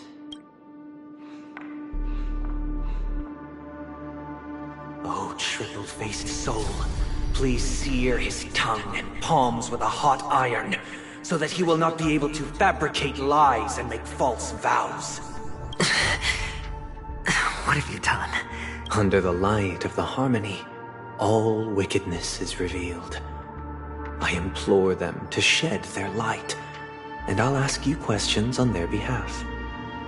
Next, you have 113 seconds to prove your innocence and gain my trust. And if I refuse to answer? You can try, and we'll see if the harmony rejects you. Question. Do you own a cornerstone? Yes. What a simple answer. You, too, understand that idle chatter leads only to poverty. Did you hand over the cornerstone to the family when you entered Penacony? Yes.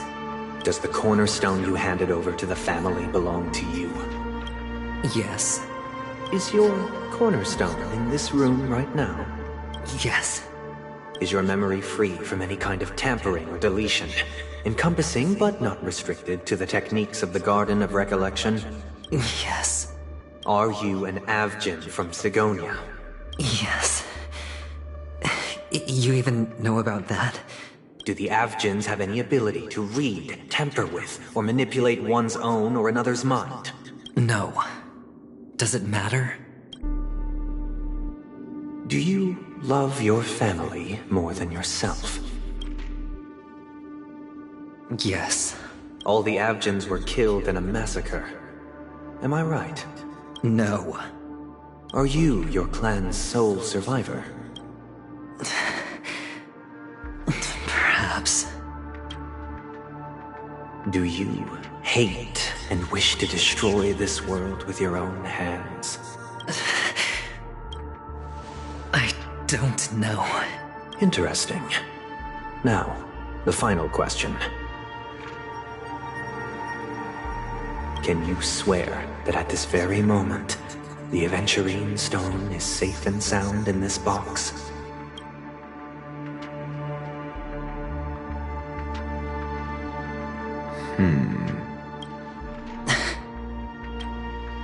Of course. Looks like we can get an answer. Open it, Mr. Aventurine. It's your last chance to defend your honor.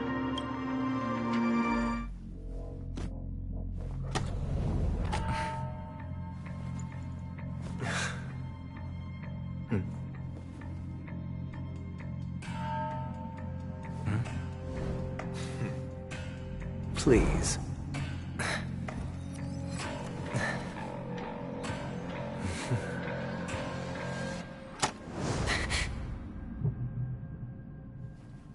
Are these what you're looking for?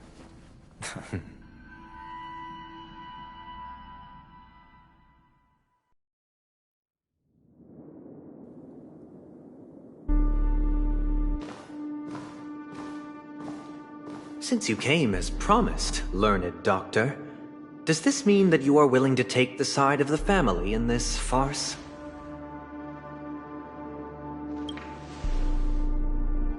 What makes you think you can convince me? I've heard you haven't enjoyed Mr. Aventurine's company. I also understand that you're an avid learner who sees the pursuit of knowledge above all. In that case, you ought to realize that a competent scholar knows their position and wouldn't forsake more vital matters for the sake of petty pride. If you agree to assist the family, I'll share our research findings on the Stellaron. You must be quite aware that, besides the family, no other faction is willing to share such information.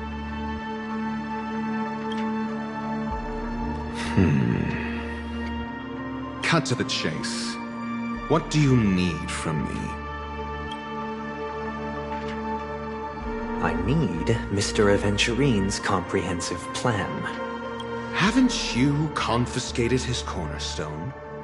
You can't expect a featherless bird to take flight. But I've also heard the 10 elites in the Strategic Investment Department have united, progressing together in the interests of the IPC. You'll have to speak more clearly than that. The cornerstone, which Mr. Aventurine surrendered. Was it really his? You question whether he would entrust you with someone else's cornerstone. The 10 Stonehearts aren't as united as you think.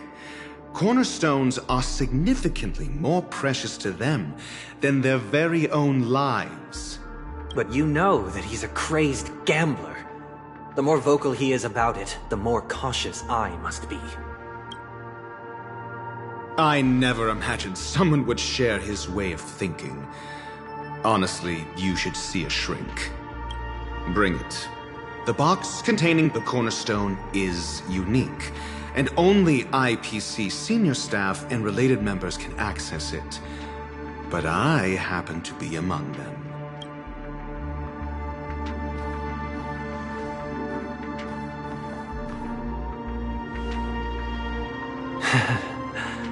I appreciate it.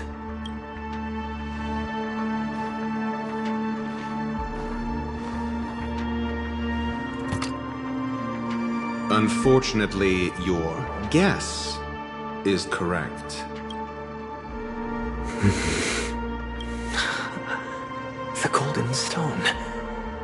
Its color and glow are similar to that of Klepoth's body.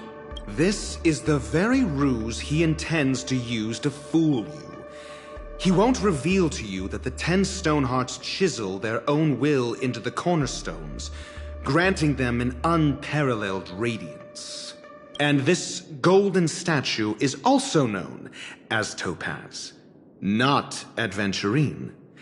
And it belongs to Topaz. So, do you wish to confront him? Not at the moment. I'm more interested to know the location of his cornerstone. The safest place somewhere you'd never think of. Because he never intended to hide it. In fact, that cornerstone has been in your hands from the very beginning.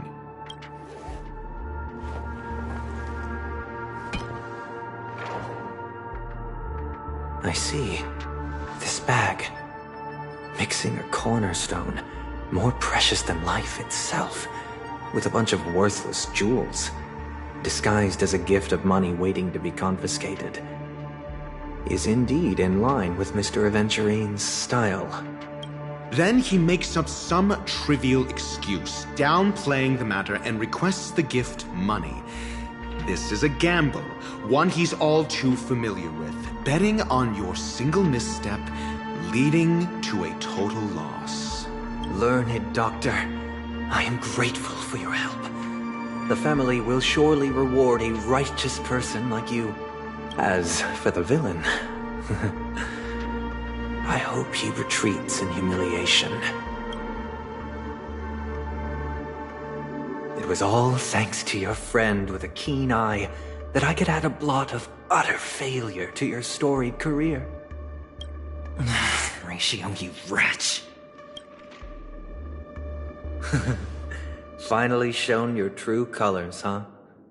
Oh, and just to remind you, you currently only have 17 system hours left to live. Treasure your remaining time, and savor the delectable aftertaste of defeat.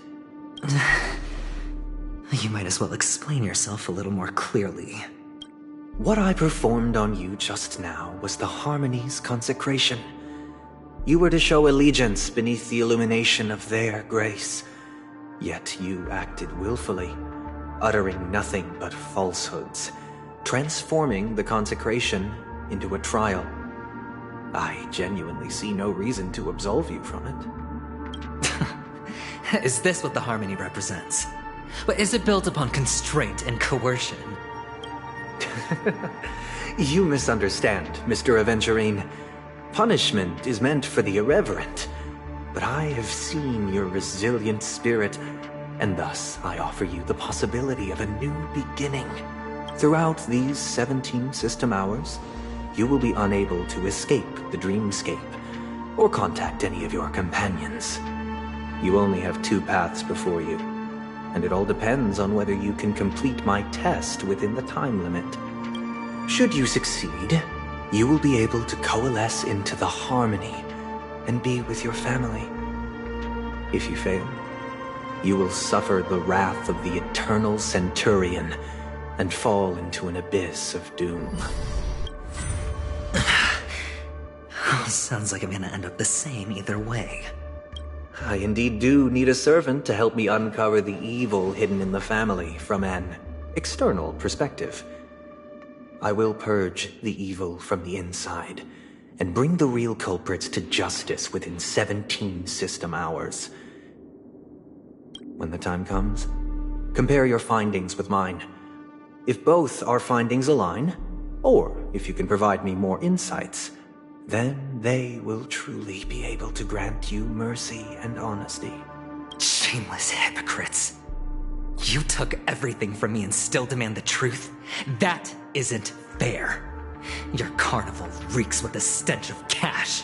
Nothing is achievable without it. This is meant to be an act of personal virtue, not requiring the family's support. Your bag is over there. Do as you please. I believe you can trade this bag of worthless jewels for everything you need. That's what gamblers excel at, isn't it? Off you go, Mr. Aventurine. You are free. I will wait here for your good news.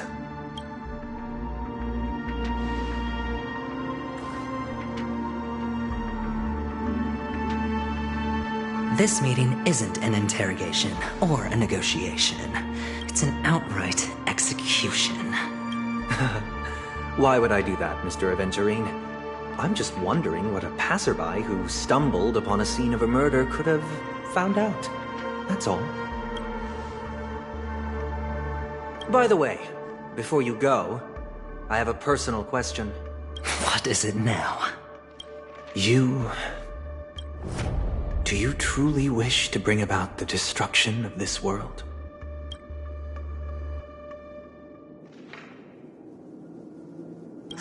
Kakavasha! Where did you go? Oh, are you injured? I got it back, sister. You went to look for them? That's too dangerous. It's just a necklace. It's neither food nor water. We can survive without it. But I can't live without you, little brother. Promise me not to look for those catechins again, okay? Sister, don't be afraid. The catechins are fools, but I'm smart. I played a game with them, and I won. Won? What happened exactly? Tell me. I made a bet with them. The two birds in the desert and me. Who will die first? I won. They suspected me of cheating, but I didn't. I won fair and square. Of course. Of course you'd win. You've always been a lucky child. Gaiathra Triclops must be watching over you. But that's no reason to push your luck by going up against those bloodthirsty, cruel catechins. Have you forgotten how Mom and Dad... Look, this is just a necklace. But Kakavasha, you are my only family. I'm sorry, sister.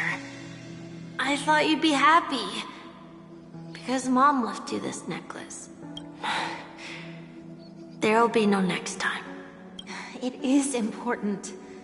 But not as important as you, my dearest brother. I don't blame you, but you must remember what Mom said. Pain and poverty are the trials of Gaiathra Triclops. She has also granted us a chance. And that's your good luck, Kakavasha. Your good luck is the most precious wealth we all Avgin have. You're a child blessed by Gaiathra Triclops and can lead the clan to happiness. So always remember to protect yourself and never resent the pain and poverty you're going through. All right? Listen to me and swear to Gaiathra Triclops. Okay. We'll swear to Gaiathra Triclops to protect this wealth. But sister, if Gaiathra Triclops was really watching over us, then why did she not protect Dad when he was swept away by the quicksand? After all, Dad went to the Catechins' land only to prepare for Gaiathra Triclops' offerings. And where was Gaiathra Triclops when Mom was shivering in our arms? Mom was still pleading for Gaiathra Triclops' forgiveness under her breath, until the moment she closed her eyes. Sister, everyone praises me for being smart, but I don't get it. If every rain pour was Gaiathra Triclops' forgiveness and grace, then how bad were our sins? So much so that we were born in this world of death?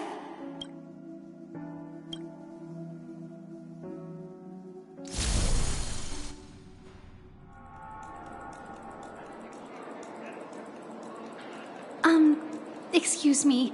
I can't seem to find any information on this artist in the Iris family archives. The photo you provided also doesn't show any matches. Just as I thought.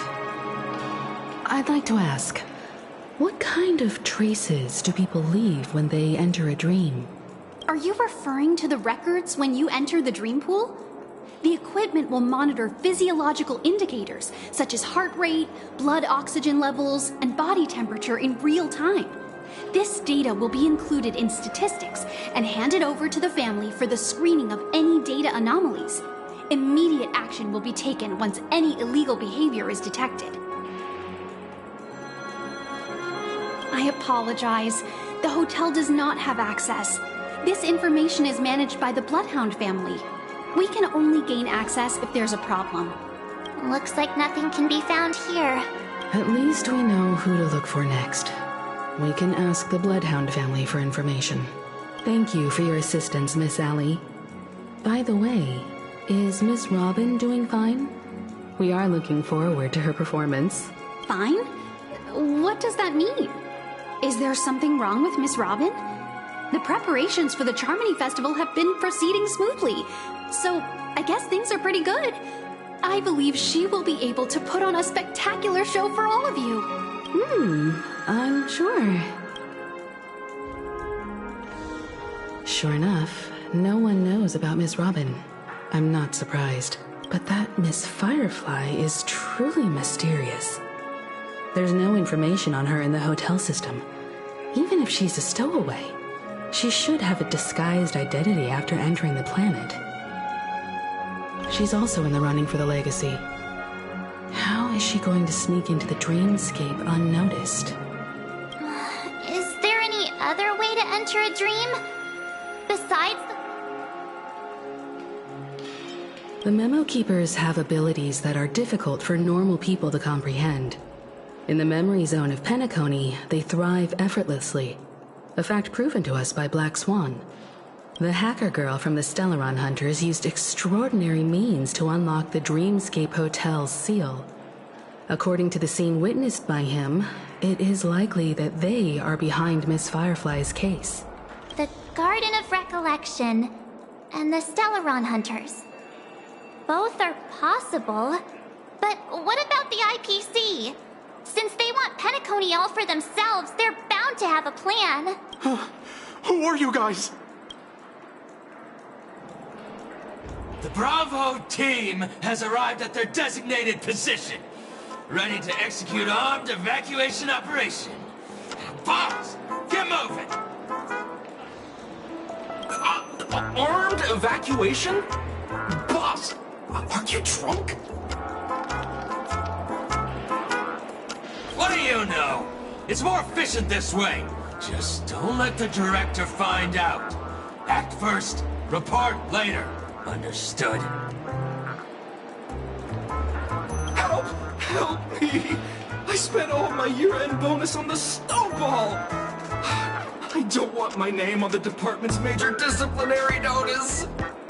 Hey, check it out! That voice. Could it be the IPC workers from Bellabog? To all guests, the IPC will be conducting special operations within the hotel.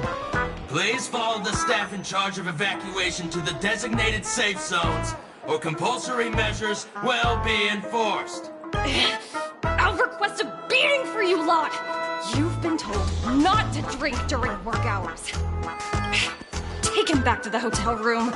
I'll organize a meeting later to properly go over how this incident report should be written. Miss Topaz? I never thought I'd run into you on Penacony. Long time no see, Astral Express crew.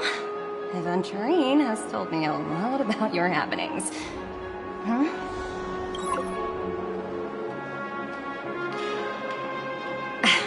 It's fine. Do as I ask and try to avoid any conflicts with the family. Report to me before taking any action. Yes, all right. As you see, the IPC isn't very popular here on Penacony. Cordiality from the family is a mere facade. The former frontier prison has turned around and cuffed its shackles on the IPC staff now. Only Aventurine, who carries an invitation, is allowed to attend the banquet. An entourage like us, we can only sit around in the reality hotel, unauthorized to even enter dreams. No wonder Aventurine's scrambling to partner up with someone. The IPC can't back him up in the dreamscape. His situation isn't optimistic, I hear.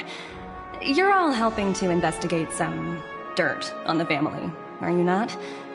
Let me know if you need anything outside the dreamscape. The IPC always treats its partners well. Thank you, Miss Topaz. We're on our way to the Hounds to verify some intel. Perhaps you've had dealings with them? Yep. They're tailing us right now. Why not go and talk to them? It'll take the spotlight off me. Being constantly stared at is really uncomfortable.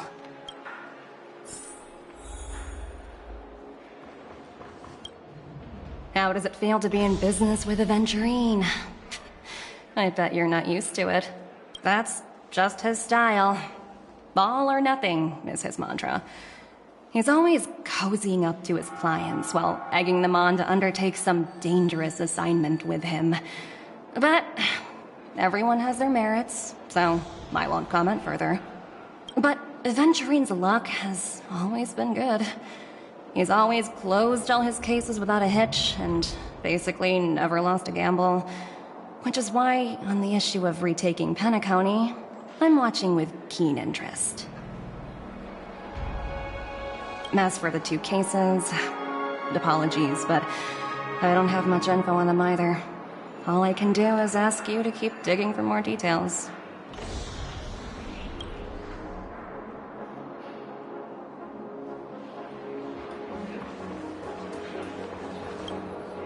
We're carrying out our captain's orders. What do you want? We made a mistake last time, and we're working hard to rectify it now. We don't have time for anything else. Surveilling the IPC executive Topaz, ensuring that she stays put at the Reverie Hotel during her time on Penacony. We've got the right one this time. So that's it. They were the pair who were after Firefly at the time.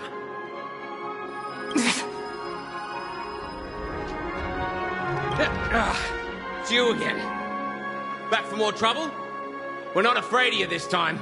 Well, spit it out. Stop bothering us if you've nothing important. So you know each other.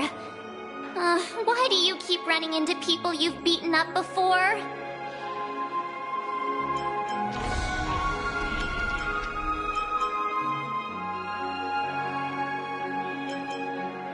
Oh, sheesh, why do you keep asking me that?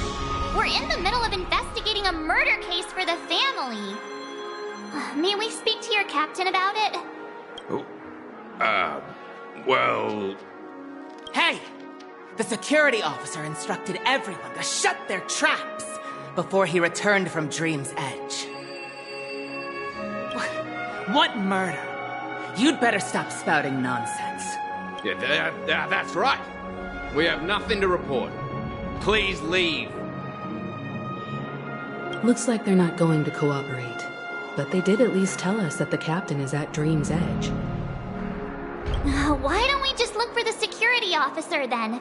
It's probably Gallagher, the one he mentioned, right?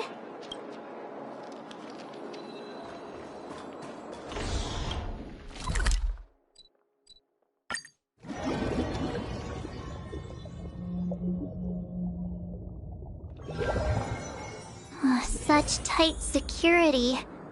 I bet they're stumped by the case as well. Gallagher. Apologies. The Bloodhound family is running an investigation up ahead. No unauthorized personnel allowed. Hold on a minute. I think I've seen you before. The gray-haired one. How much trouble have you stirred up exactly on Penacony? You think you look alike? Wait, are you for real? Not possible. It was you the last time, yelling about some clockwork friendship while beating me up with that silver-haired girl. I'm not letting you get by this time. Please leave, or I'll have to get on my knees and beg you. Huh? What kind of heinous crime have you committed now? Hold on, sir. We have documents authorized by the family that would aid your investigation. If it wouldn't trouble you, could we see this Mr. Gallagher? Who exactly is this Gallagher you keep talking about?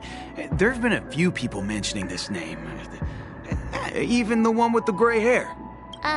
He didn't send you all here? It was the security officer who dispatched us. That's all I can divulge. He'll do. He's the one we've been looking for. Sorry, no can do. The boss said that since it's a matter of the family's reputation, no one's allowed through. Everyone, please leave. There's really no need for us to make things difficult for each other, right? We're really sorry for troubling you. Let's think of another way. Another way. That's it! Didn't they say something about that... what was it? Clockwork? That got this guy to change his mind. Can you perform it again? That... clocky magic. Please? Sorry. No can do. The boss said that since it's a matter of the family's reputation, no one's allowed through. Everyone, please leave. There's really no need for us to make things difficult for each other, right?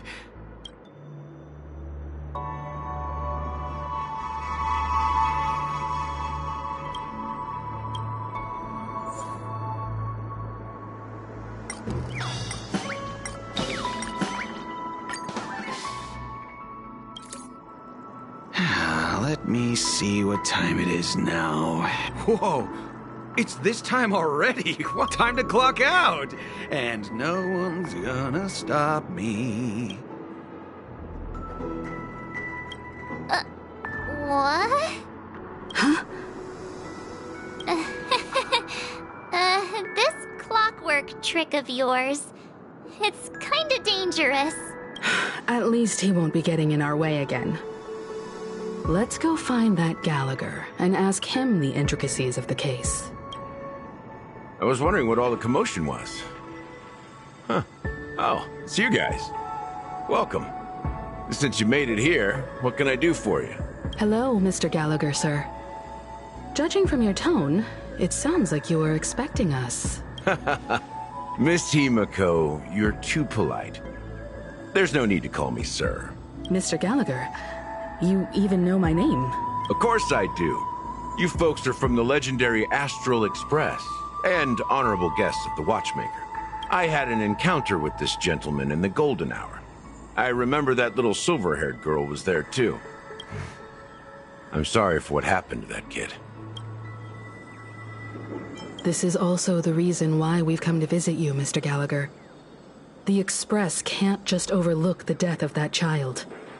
So we've decided to help the family get to the bottom of it, in the hopes of getting justice for her. The Nameless involved with the family. What an unpredictable twist of fate. Why? What's wrong with the family? It's nothing. On Penacony, everyone loves the family. No matter how much one resists the beautiful dream, when the time comes, they too will find it hard to let go. Who wants to leave a warm nest? Just idiots, little kids, and inebriated fools. Mr. Gallagher seems to be getting at something. But you got it wrong. I'm not. You want to discuss the case? Sure, come with me. This is not a good place to talk. Let's go elsewhere.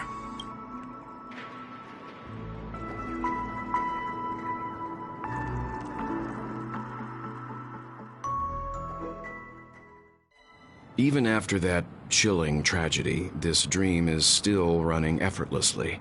Other than the family of the Harmony, it's hard to imagine any other power in the universe that could sustain a building of such magnitude. The family itself is a huge, perfect building. Like a living idol. Each member of the family sees themselves as a piece of the divine puzzle, revolving around a singular core and a shared ideal. Under their command, they loyally fulfill their roles, offering themselves while also receiving sustenance in return. Interesting analogy. Perhaps that's why Penacony's beautiful dream has persisted for so long. But the human body has its limits, and so does the Divine's. That doesn't sound like the kind of comment a Galaxy Ranger would make. Just pointing out the facts. Mr. Yang will definitely have a better sense of what's going on than I do. Why do you say that, Miss Acheron? The beautiful dream is crumbling. But not because of a particular eon, a particular faction, or a particular visitor. Its collapse stems from a certain inevitability of human nature. The family refuses to acknowledge this, and it has ultimately backfired and become a catalyst. As people immerse their souls in the dreamscape, where consequences and pain cease to exist, and only ease and pleasure prevail, they draw closer and closer to necrosis. Regardless of the perceived bliss, death looms as the inevitable conclusion. Also, this necrosis will diffuse and spread. One piece of the puzzle's mutation will eventually cause the entire building to shake, break, and crumble. In the end, the dreams that people built in the name of freedom became the cage that imprisoned them. I'm sure you've gained a lot from this trip, Miss Acheron. Are you willing to share your findings with me? Of course. That's if I remember.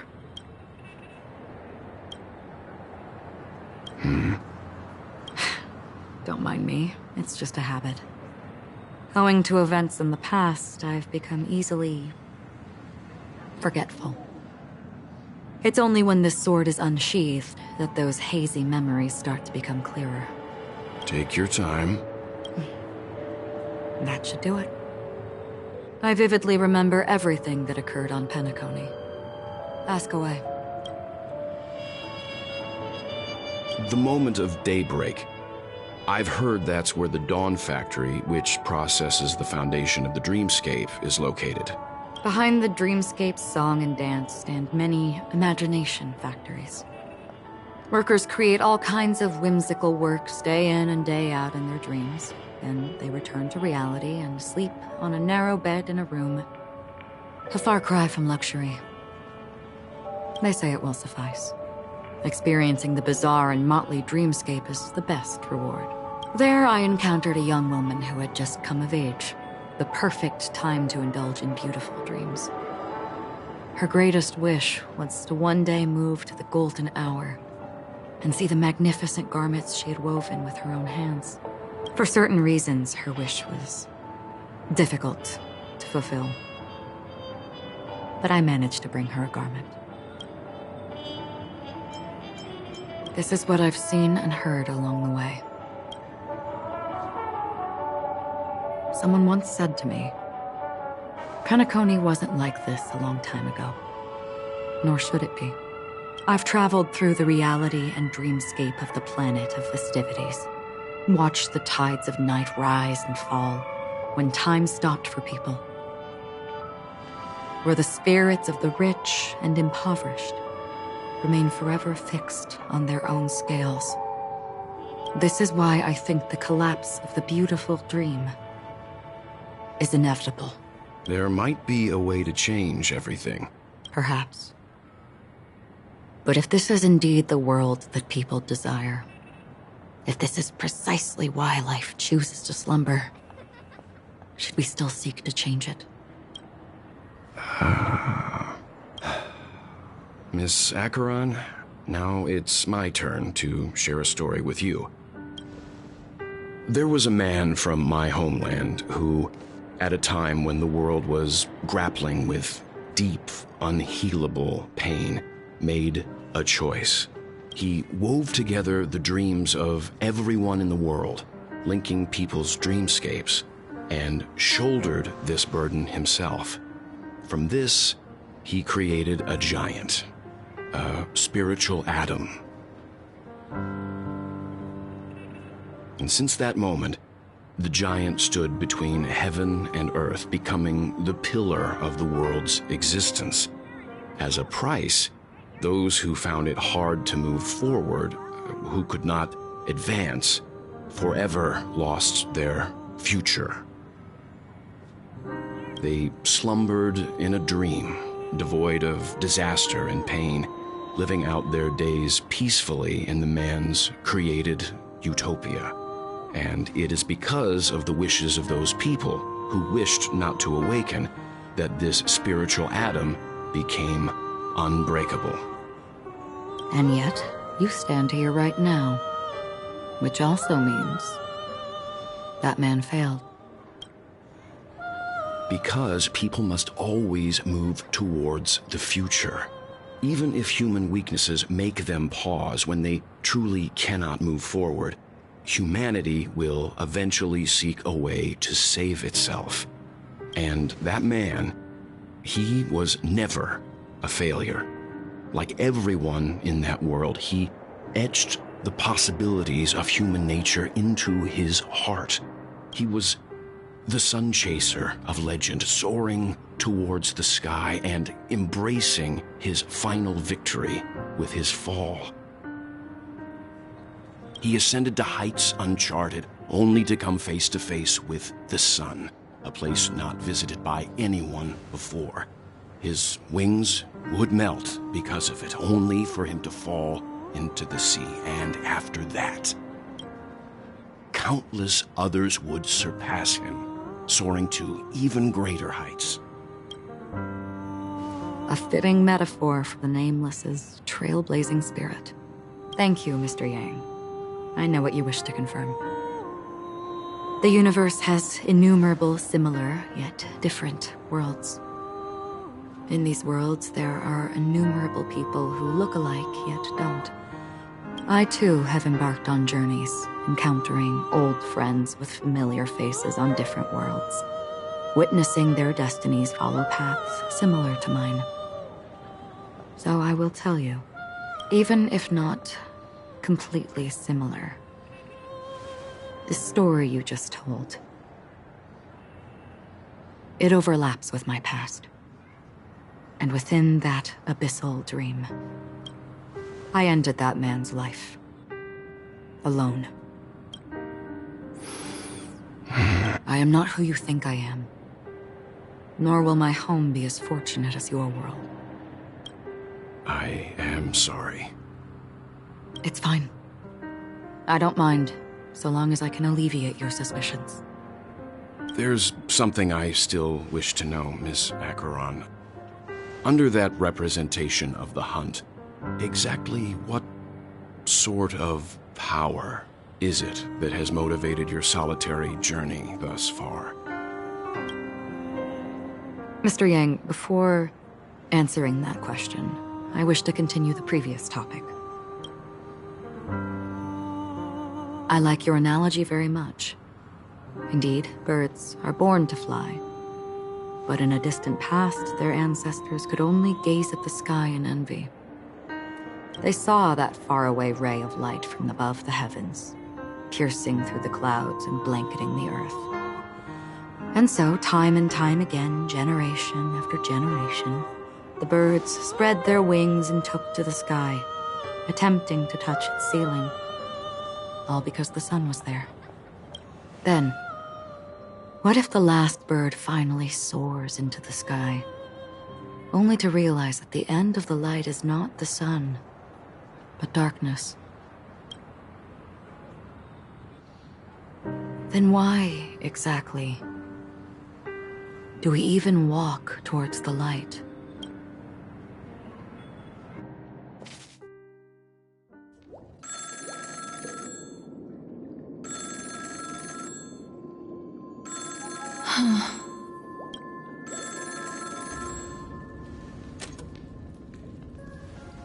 Long time no see. Having fun on Penacony? Acheron? This voice, it's not Constance. Could it be her companion? Though I don't know exactly what you are, or what you're up to, my bullets will find you. Until then, you best find a casket store on Penacony and ask the owner to reserve a good quality casket for you, imposter. Imposter? I see. She gave my whereabouts to someone who's tracking Acheron too. Who are you? Huh? Did I make a mistake? Who the heck are you? I'm the Garden of Recollection's memo keeper.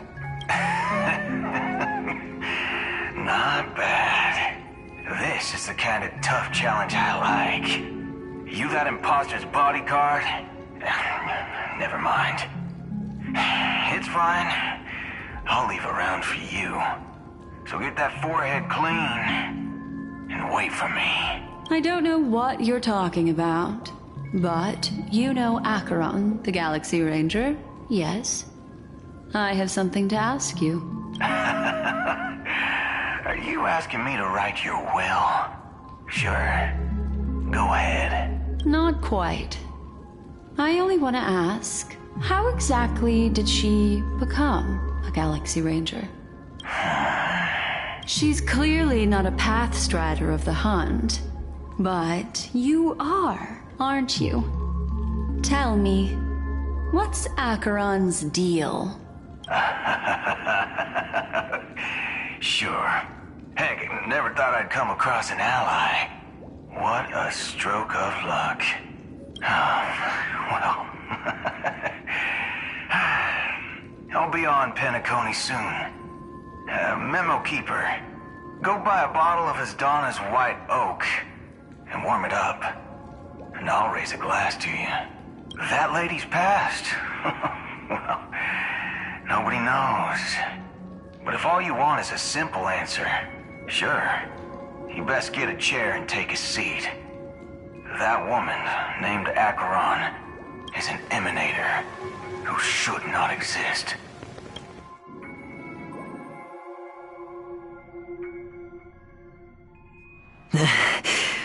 You look pale. Or is that also part of your act? I didn't think you'd have the nerve to show yourself. I thought this was exactly what you wanted. After all, I faithfully fulfilled my duties as you instructed. Just tell me if you can't hold on any longer. So, the genius of the Council of Mundanites wants to be my Undertaker now. My, what an honor. Yes, and I'm pretty sure the people at the Strategic Investment Department would love to be notified of your death in due time.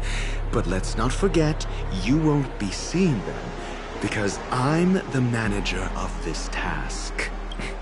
Great. Then tell your people that Aventurine is ready to go in 17 system hours. Oh, you've got a lot of nerve. How exactly do you plan on completing your task while your hands are tied by the Harmony? My conversation with Sunday convinced me that there's a traitor in the family, and that they hold the secrets of Penacony. So, I took the opportunity to set everything in motion. I even managed to recover the gift money. Things haven't gone this smoothly since I walked through the doors of the Reverie. Now I'm only one step away from victory. Let's just wait and see. Sounds like a very elaborate way of saying that you failed. That's all I can say. Have you forgotten, Doctor? You betrayed me. Go. Do what you must. I look forward to the sight of the IPC fleet surrounding Penacony. You've achieved what you desired, haven't you? That's true, but what's your plan? Did you conceal an orbital support beacon in that gift money bag? Well, who knows? Maybe that's why I'm handing out cash even when I'm about to bite the dust. You are indeed a gambler. An insane one at that. Well, maybe I am. Who knows? Fine. Here, take this. Open it when you're on your last legs. You'll thank me. What's this? Medical advice?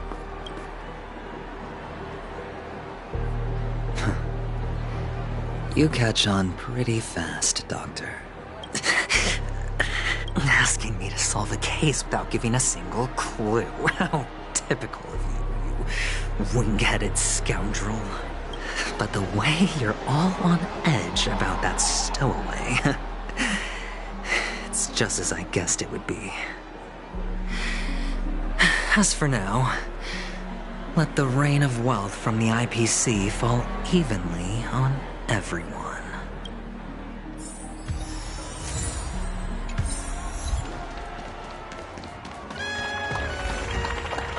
Would you be willing to support my performance? And keep the Song of Beauty alive in the cosmos? Wow, how fabulous! But why would you give such a wonderful gift to a random stranger like me? Well, you see, I can't bear to see anyone in this sweet dream suffering from poverty. That's incredibly kind of you. Thank you so much, sir. If you ever get the chance, please, feel free to come by and indulge in my singing. Sure thing. Oh, by the way, do you happen to know anything interesting about death? Death? That's a pretty scary topic, and it doesn't really match the mood of this sweet dream. Oh, you see, I'm a tabloid reporter collecting ghost stories in Penacony. As you know, the more chilling the stories, the more attention they get. Maybe you could help me out. Well, if you're up for some gossip, it's not about death, but there have been some rumors about a guest at the reality hotel who fell into a deep sleep and didn't wake up. It was like they were in some sort of coma. Nobody knows what caused it, but luckily the customer eventually regained consciousness. Well, all customers are under the protection of the family, after all. Thank you. This will make for a very juicy headline. May Shibe protect us. Unexplained coma. That's actually what happens to your body if your brain dies in a dream.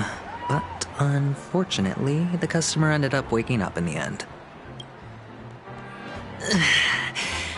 I can feel something inside my head. Is the harmony start? The world has truly lost its way. You... wait. I get it now. This is some sort of prank show, right? You must have some cameras set up around here to film yourself doing good deeds, right? You youngsters are always looking for a quick way to get an audience. But you know what? A truly great show never comes easy. Well, a great show will start soon, old man.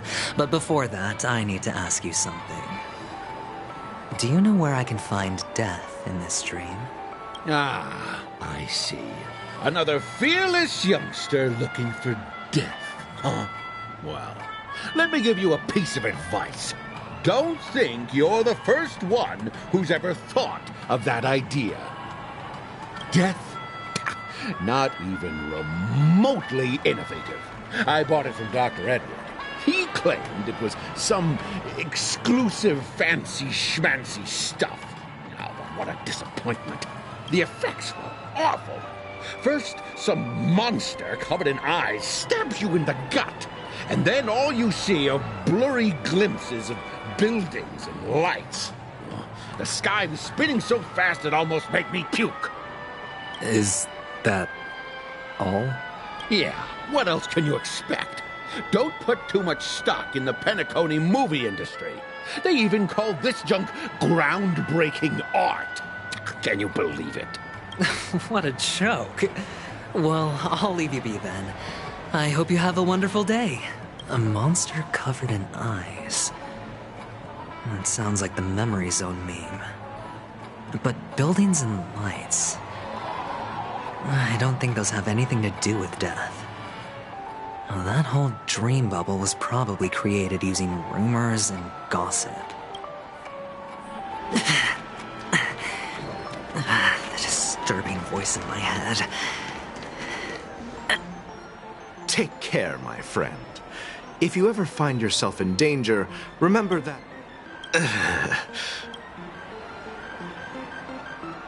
You don't look good, my friend. If you need assistance, I can contact the hotel and have them wake you up forcefully. That won't be necessary. I have some business to attend to. But thank you all the same. All right, then. If you ever need help, don't hesitate to reach out to us hounds. Well, actually, I do need a favor. As the most outstanding hound in Penacony, Have you come across any stowaways recently? Stowaways? How could there be stowaways in Penacony? We've never had anything like that before. All right. Good luck with your work then. What was I even thinking? Family would never share intel with the IPC. Does everyone have to go through so much torment before joining the fam? A sip of liquor. A blissful reprieve. To drown 1,000 sorrows. Let worries leave. I know I have what it takes to become a poet. Oh? You're giving these gems to me? Didn't expect to meet such a generous soul in this place. Or are you just pitying me? Well, it really doesn't matter. As long as I have Soulglad, that's enough. This is just a dream after all. You really shouldn't drink so much Soulglad, my friend. It's not good for your health. Oh. Maybe I really should quit. But not before meeting the Devil of Soulglad. The Devil of Soulglad? Care to elaborate? Yeah. It's a seahorse with a long neck. They say it loves to appear to drunk people, especially the ones who are passed out on the side of the road. How funny. Yeah. Very funny indeed. Thank you.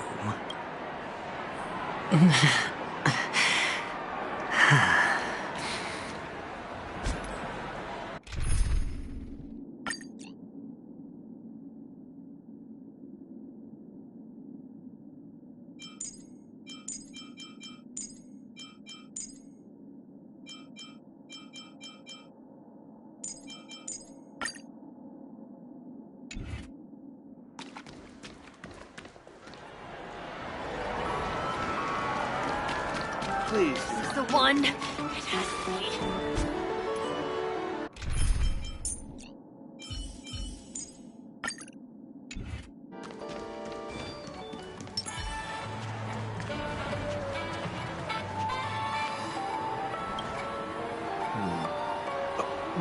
Is this a gift? For me? Are you sure this isn't some kind of mistake? Yes, it's for you. Just take it. Is this for real? Someone is actually giving me a gift. Not for my parents, but for me. Thank you. Thank you so much. Oh, it's not much. I just want to ask you something. I knew it. What's on your mind? Are you trying to ask about my father or my mother? Neither. I just wanted to know if you've ever heard about death in the dreamscape. Oh, you sound just like my father. Always warning me about danger, even in dreams. He's an Intellitron, so his dream entry methods are different from us organics. Can't count on him to protect me if something does go haywire. Funny, right now I'm still under his protection. How ironic. Hey, stay positive. Gold will always shine one day, right?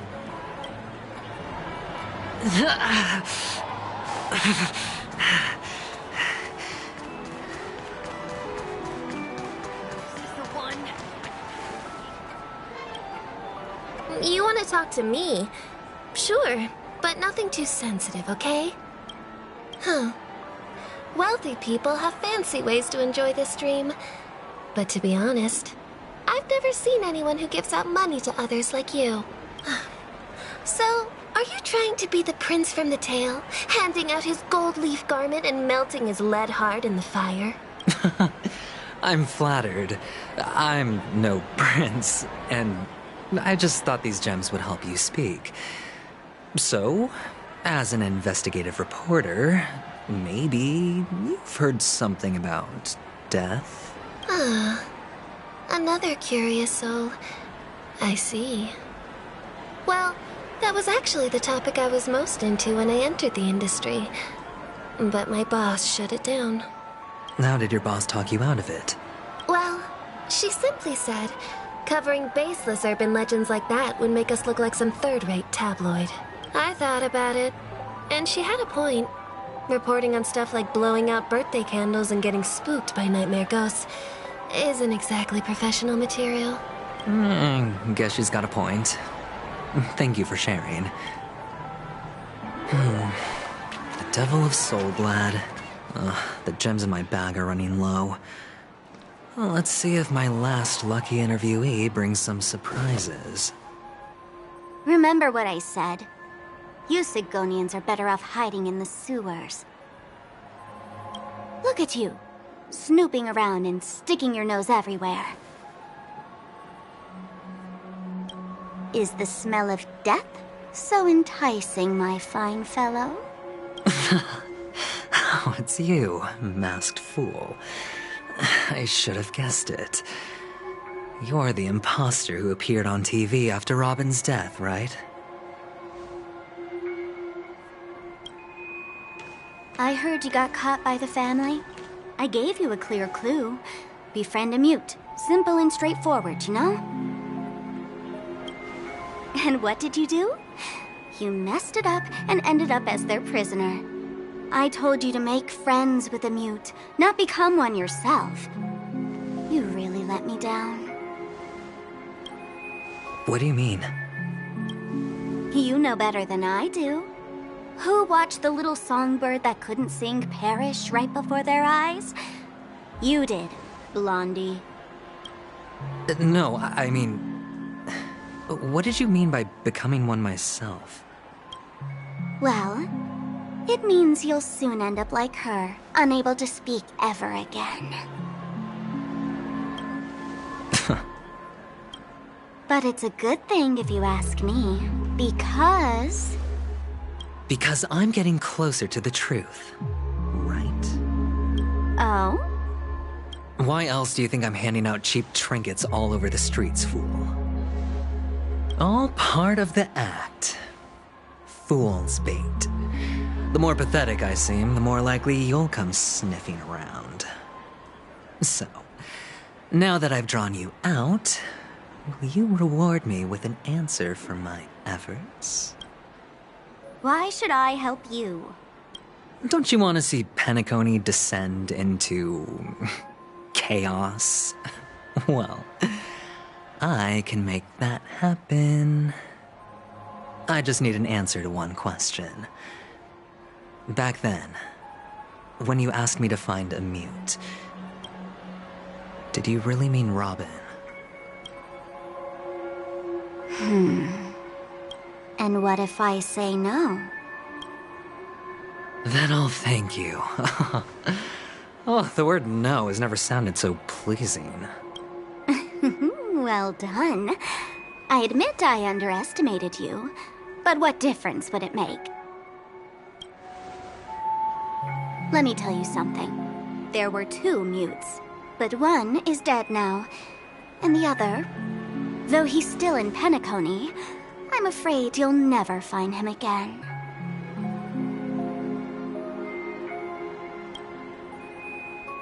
Now I'm completely sure that I was on the right track from the beginning and never strayed, fool. Right now, there are only 2 things missing from my grasp. The meaning behind the truth, and the means to expose it. How impressive. That's quite a fancy way of saying I haven't learned anything so far. Not exactly. I've gathered enough clues to prove its existence, and that's enough for me. As for the answers to my questions, I'll find them within 16 system hours. Oh, really? Only 16 system hours? Well, let me lend you a hand. Here you go. This is my precious, mutually assured destruction button, and I have one just like it. When either of us presses it, the other and the whole of Penacony will go up in smoke. If you're really so desperate for the IPC to take over Penacony, blowing up the chessboard isn't a bad idea. Start from scratch. That's where the IPC excels, right?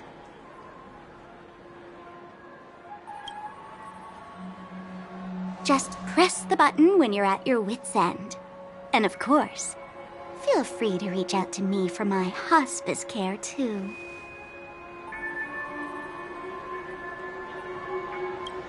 Oh, deadly button, huh? Well, I guess the family didn't take your threat seriously at all. Otherwise, how on earth did you manage to bring it in here? I have my own ways. That's all you need to know. Well, I'm afraid I'll have to decline your offer. Who knows if your little gadget will actually work. By the way, I have no plans to search for the other mute friend you speak of, but it's good to hear that he's still here in Penacony. I'll handle the rest myself. I'll orchestrate a grand finale for the downfall of the family. And at the climax, the walls will crumble, people will wake up, and those who couldn't speak will find their voices again. When that time comes, go ahead, press the button, light up the sky with a magnificent fireworks display for me. Catch you later, fool.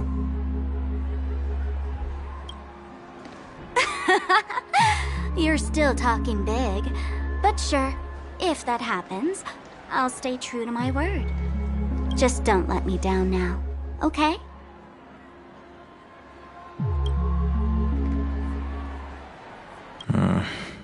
So, number 35. You're back. Like your new lucky charm? Can a commodity code really be considered a lucky charm? Silence! I didn't give you permission to speak, you Sigonian hound. The guys in black didn't say much, so I've no idea what you did to save your skin in that massacre back in the day. But I figured you must have had good luck, so I bought you.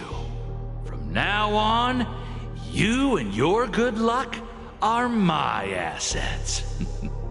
Are we clear? Your first task is simple.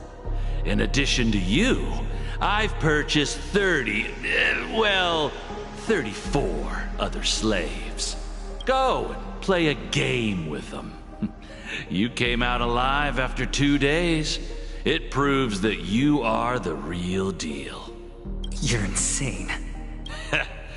Testing out if you're a good product. Aren't you worried that the money you spent on me will go to waste? I've got stacks on stacks, Blondie.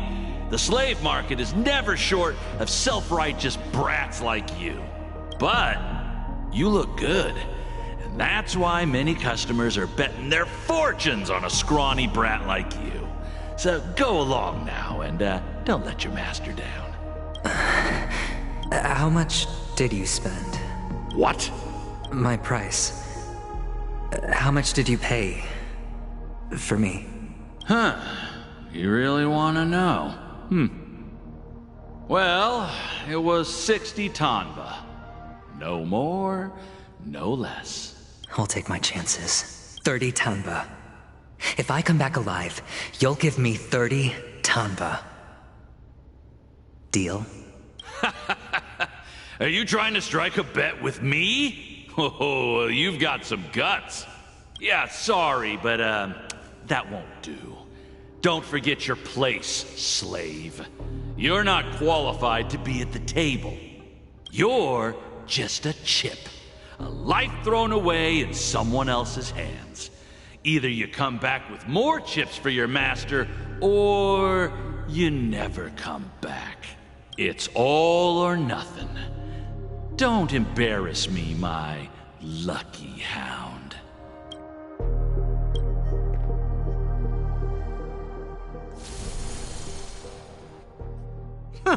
What brings you here, Gallagher?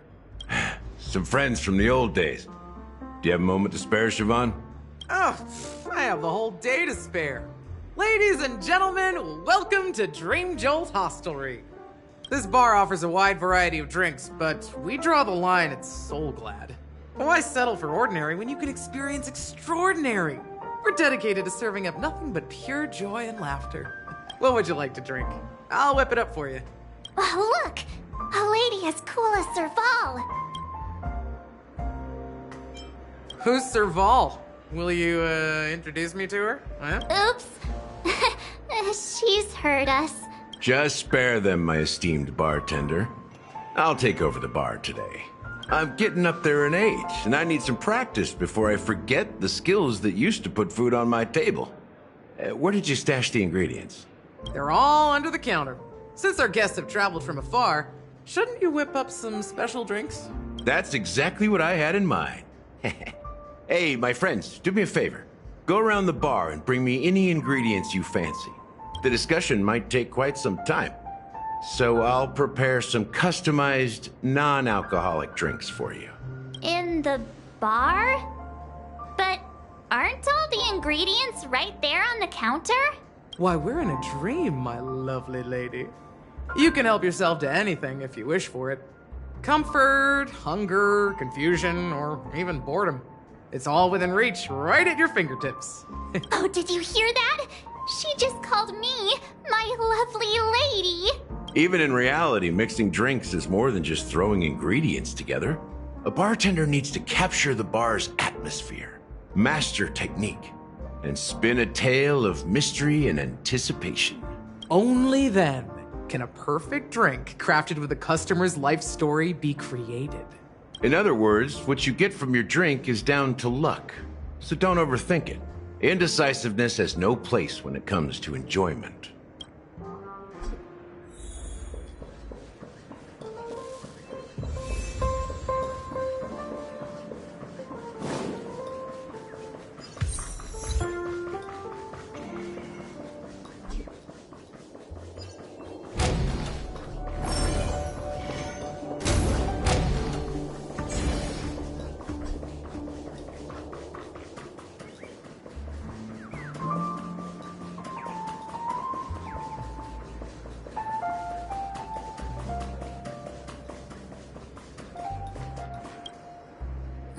Can this be used for mixing drinks? Oh, what should we exchange for it?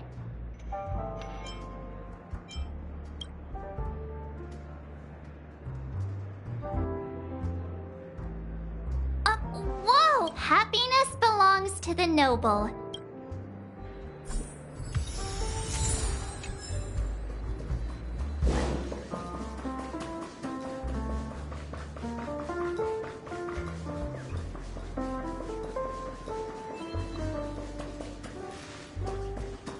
That being said, mixing a so go ahead.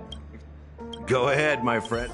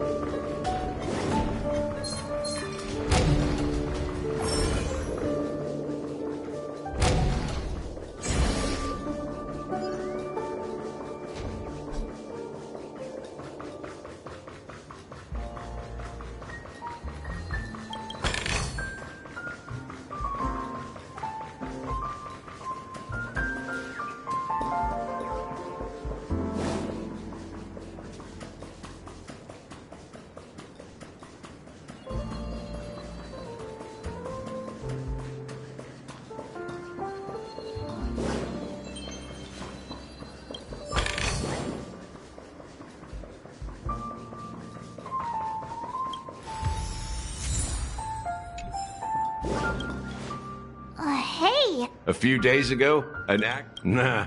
That being... You'll have to ask her yourself.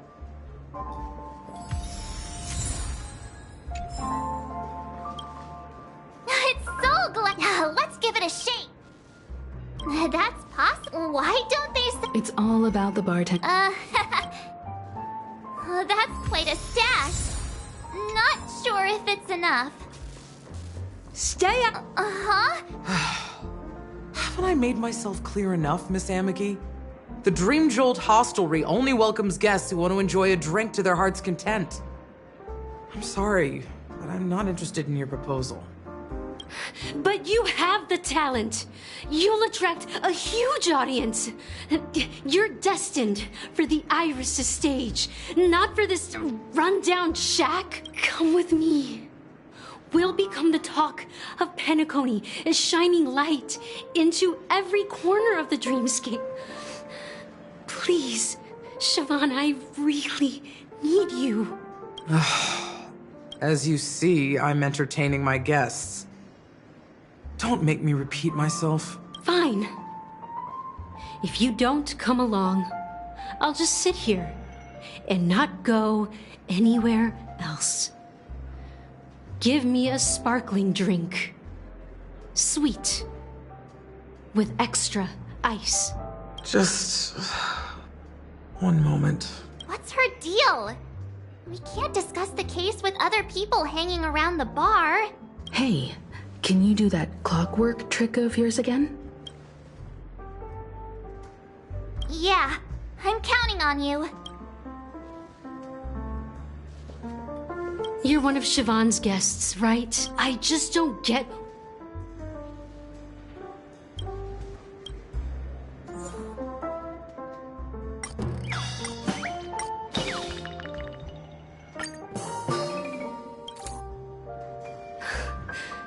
It's ridiculous, right? I'm too timid.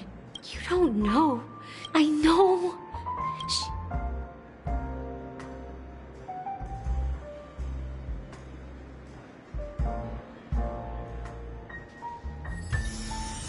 She's still not leaving. I just don't get...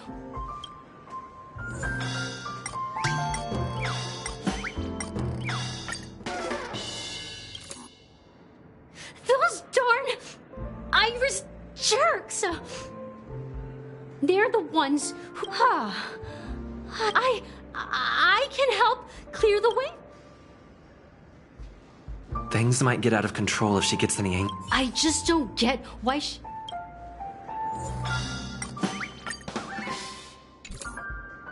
I've seen it. The crowd is going... I've seen...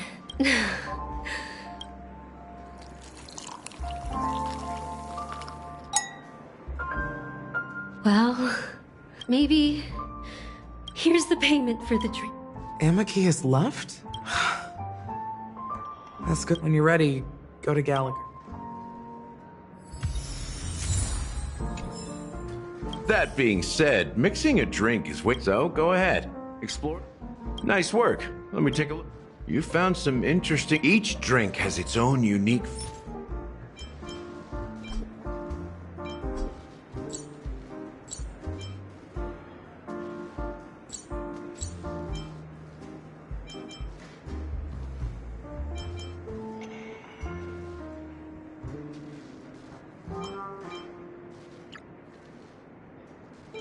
The original formula is set now that you've chosen the base.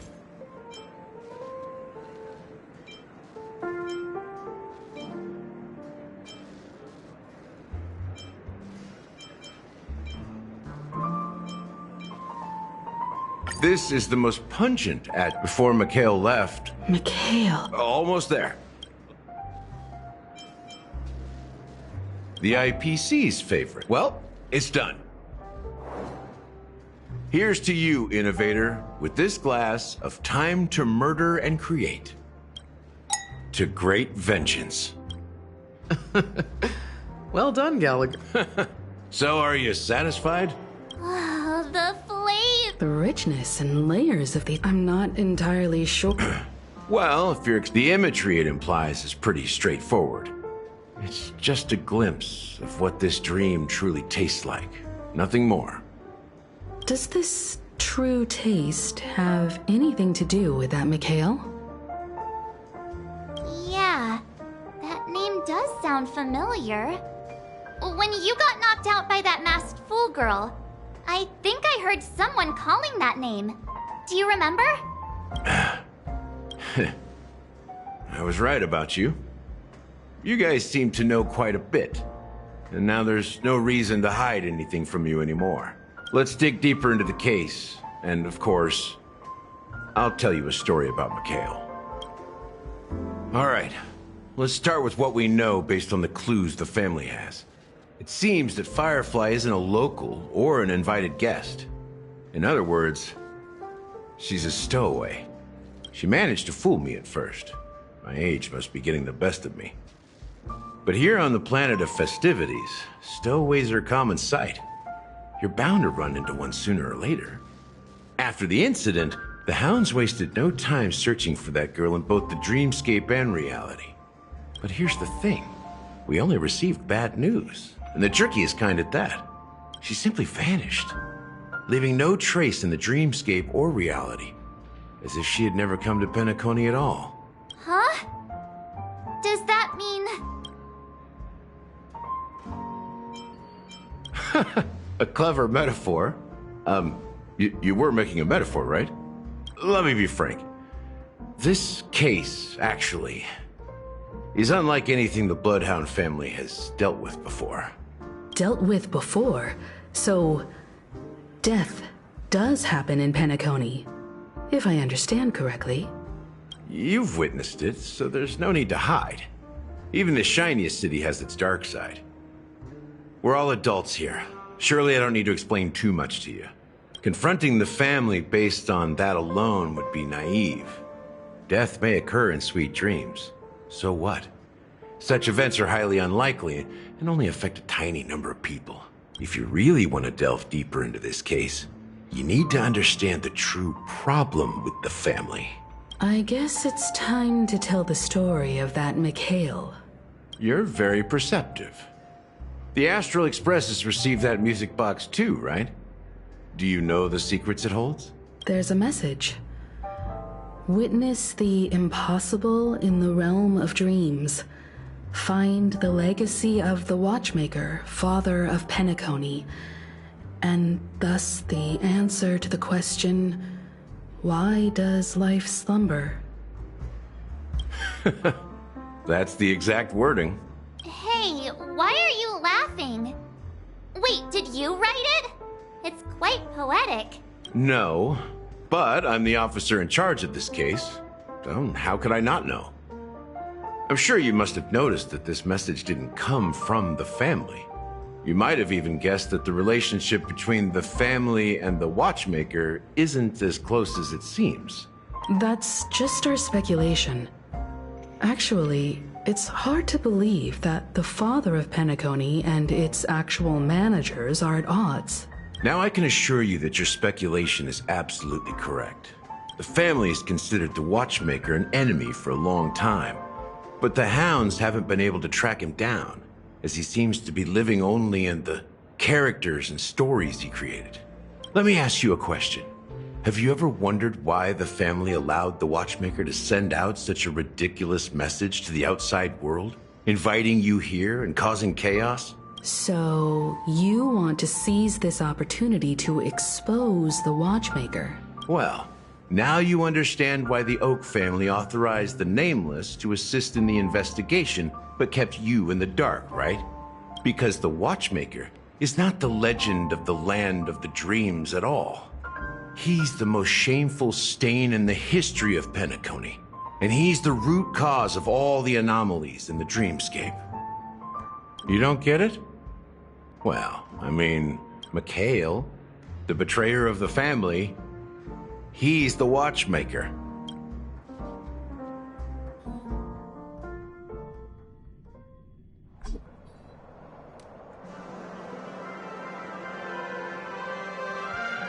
Here we are, Clock Studios theme park, the most popular entertainment center in Penacony. Wait, aren't we supposed to be discussing the Watchmaker? I would have expected you to take us to maybe a library or an archive room of sorts.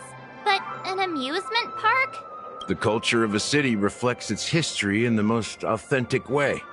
To you, it's a fun place. But to me, it's a prison for the planet's past. You know that Penacony used to be the IPC's prison planet, right? All the prisoners were brought here, helping the Garden of Recollection salvage the leaking memoria from the macrovoid. The prolonged exposure to high concentrations of memoria caused a unique phenomenon. The dreams of countless prisoners intersected and overlapped, and people started meeting each other in their dreams, living lives that were almost identical to reality. But everything has a price, and sweet dreams are no exception. In the end, the dream world was unable to alleviate the suffering of prisoners in reality. One of the prisoners broke free from the IPC shackles and fought for freedom. He is Hanu, the great leader of Dreamville, the great peacemaker, and the faithful companion of the underdogs. History is always written by the winners.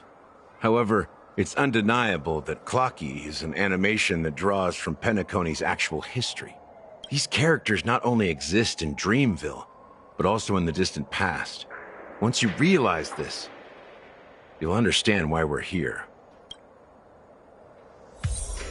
There are so many members of the Bloodhound family around here.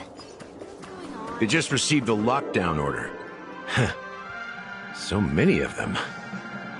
I've never seen anything like this, even when they're tracking down suspects. Well, it's a masterpiece from the family, after all. Besides the followers of the preservation, the family members are the best at creating mind-blowing marvels. Let's find a quiet spot and continue our conversation. The view here is great, right? We can see everything from here, including Clocky. If all the characters in the animation are based on characters in reality, then Clocky's counterpart is definitely the Watchmaker. In the animation, he's Hanu's partner and one of the founders of Dreamville. Does that mean the Watchmaker was personally involved in that war and sided with Asdana? It was a monumental war for freedom. Hanunu fought alongside a motley crew of masked fools, nameless, history fictionologists, mourning actors, omen vanguards, even visitors from beyond the sky. In the end, they emerged victorious. Among them was the person who would eventually be known as the Watchmaker. But if you do the math, doesn't that mean the Watchmaker was around for several centuries? I'm not sure, but Mikhail was already the Watchmaker when I met him, so maybe he inherited the title. How old are you now, Mr. Officer? I'm 13. No way. Not even close. Hanunu freed the frontier prison, but peace still eluded him. With limited resources, threats from the outside world, and internal conflicts between major prison districts, the future of Asdana was uncertain. It wasn't until the Watchmaker approached the family with the idea of turning the prison into the planet of festivities that Penacony finally gained its name and glory. Thus, he became known as the father of Penacony. But didn't you say the Watchmaker betrayed the family? And you said you were his companion, so that means you... No, I'm not his companion, but rather one of his many children. But I am indeed a traitor. Not to the family, but to Mikhail. What did you do? I did nothing. And that's the worst betrayal of all. Just like you, I had close companions. We dedicated ourselves to Penacony. But the Oak family, they set us up. Mikhail was too old to protect his children anymore.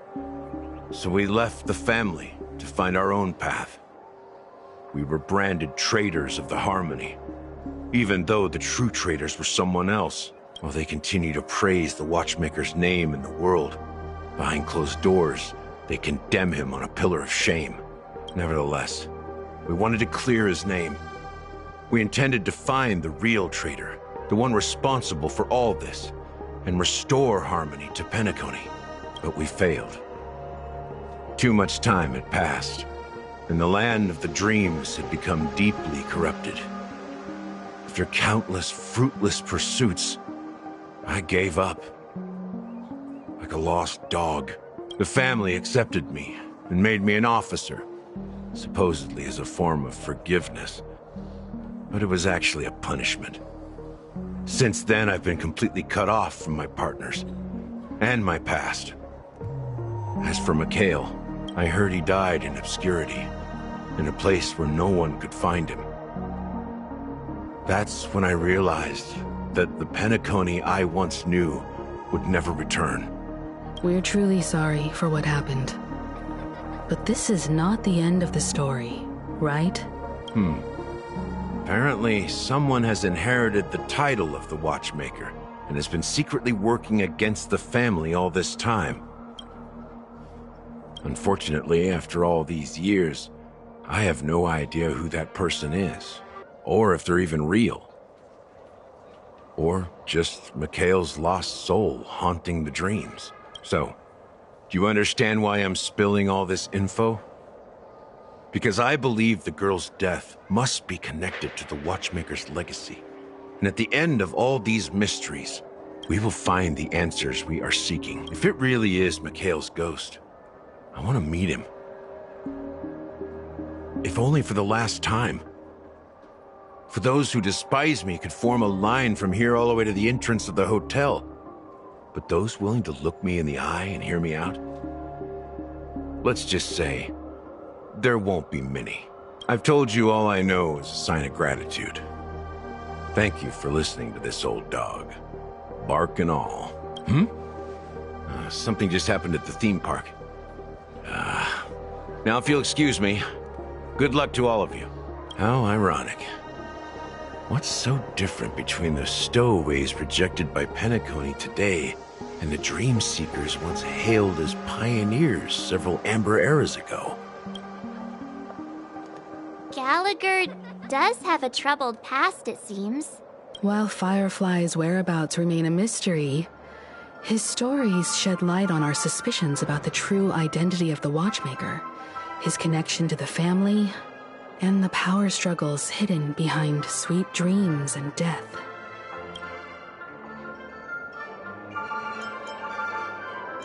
Now that we've confirmed a lot of our suspicions, let's take a moment to think about the clues we have. Send a message to Welt and see how things are going on his end.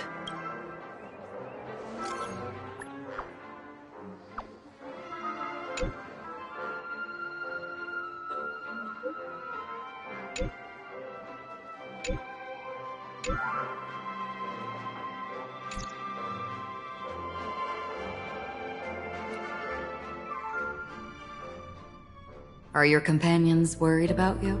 They're just checking up on me. Let's get in and get out. Seems they've made some progress. Looks like we're about to enter the depths of Dewlight Pavilion. It's been a smooth ride. Almost too smooth for a heavily guarded mansion. Let's see if there's...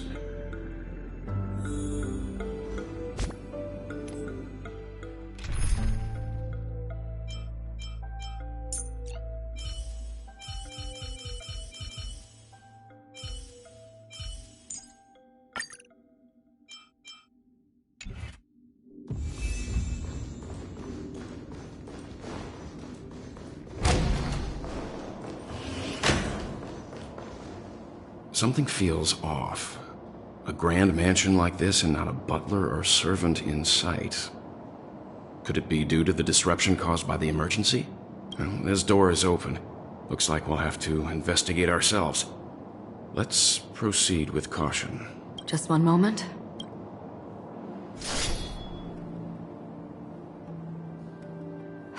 Light. I've made myself less noticeable. The crew can explain their presence as authorized by the family, but I can't come up with any excuses for being here. I see. What an interesting technique.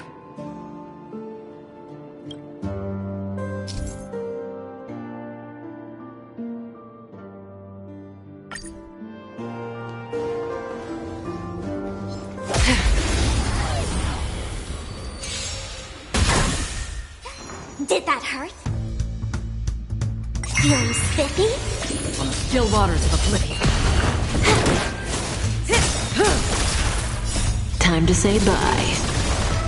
Boom. I weep for the departed. It too shall fall.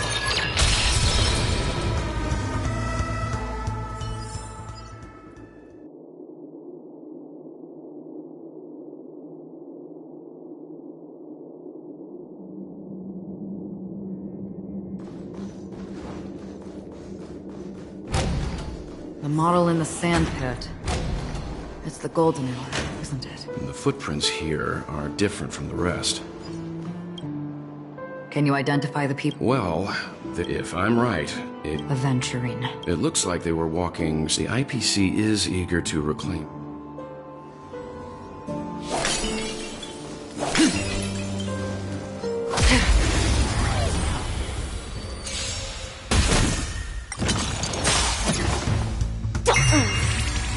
Destined for oblivion.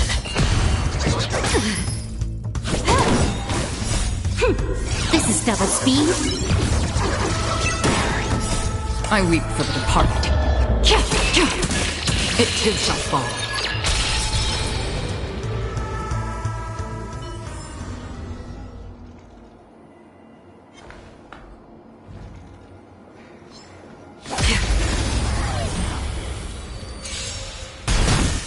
Feeling spiffy? Can you find the answer? Still waters of oblivion. I weep for the departed.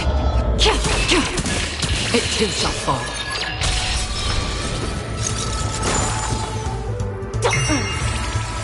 Destined for oblivion.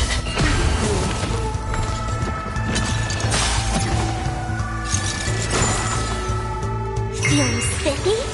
On the still waters of oblivion. Time for a fun.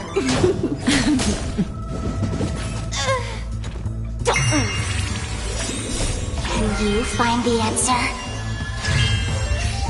Destined for oblivion.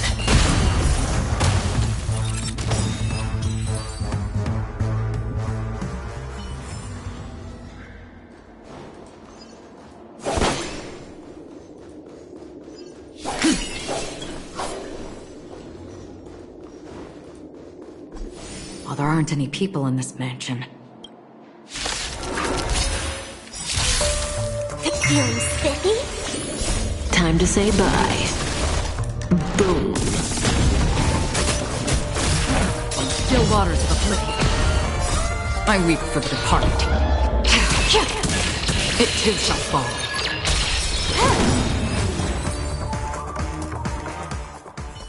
Look, it dropped something. A note. Seems like the mansion. It must have been a big. But no matter what their main priorities are, there should always be someone left at the mansion, right? So you're saying someone deliberately cleared the place out? Yeah, but I don't know why.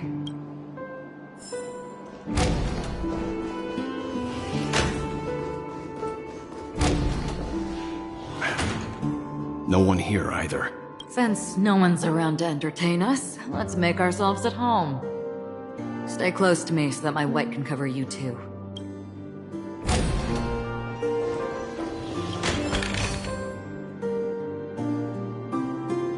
As soon as I and the rest of the crew arrived... Robin believed... Meaning... If there really is a traitor within the family... That would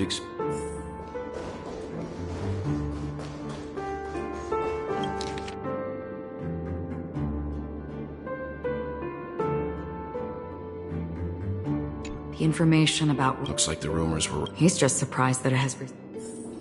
This light cone...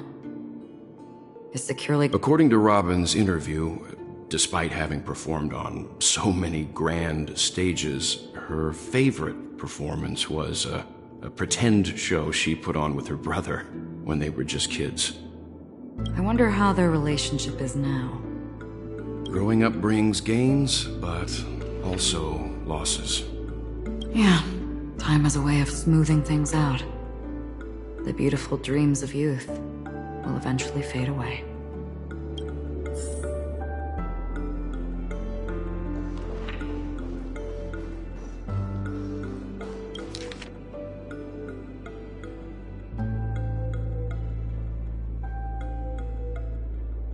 Mr. Sunday has done some... They all seem to be in... Huh?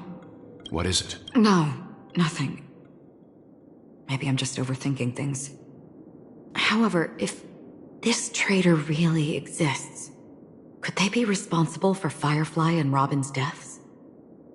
Perhaps that's why Sunday is taking this matter so seriously.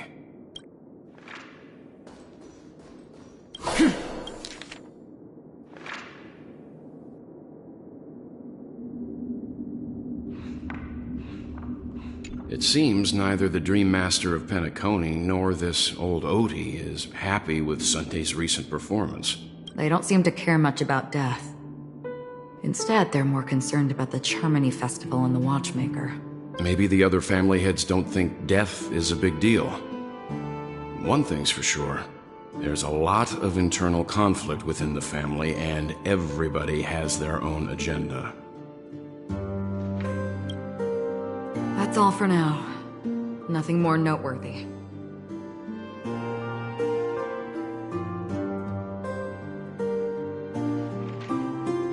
Before coming here, I had all sorts of scenarios in my head about dealing with the family. I did not expect an empty mansion. Watch out. Someone's approaching. I don't think trespassing on forbidden areas is the way to be a guest, Mr. Yang. And... Acheron? The Galaxy Ranger? Our apologies, Mr. Sunday. Nobody came to greet us, so we entered without permission. I hope you can forgive us. But even if there's no one to greet you, you should wait for the host. Don't you agree? Even without the famous Galaxy Ranger. As far as I know, the crew has officially accepted the family's commission, so coming here will be unnecessary for you. On the contrary, that's exactly why we're here. To ask you about the case and gather more information. We don't want any loose ends. Well, since you've come with goodwill, I have no reason to show you the door. Rest assured, he hasn't figured out that we went through those documents. While the truth remains a mystery, I'm getting close to it. I assure you that the traitor will soon pay the price. Let's hope justice will prevail soon. I have a question for you, if you don't mind. How did the family come to the conclusion that the murderer was within the family? With all due respect, it's in the IPC's interest to wreak havoc before the Charmony Festival, and the family has every reason to suspect the IPC's involvement. Well, other family heads share the same suspicions as you, but in my opinion, the true murderer would never have drawn as much attention as that ambassador did. Not to mention, I personally shackled him a while ago. However, I'll give you a suggestion regarding your suspicions, Mr. Yang. You should be more cautious of Aventurine.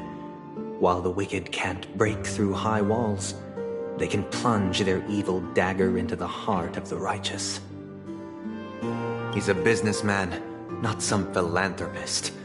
But right now, he's out there handing out his wealth on the streets. And he went to the Clock Studios theme park all by himself. Who knows what kind of scheme he's cooking up? While the family is dedicated to keeping our guests safe, it might be wise for you to stay alert. You never know what unexpected troubles could arise.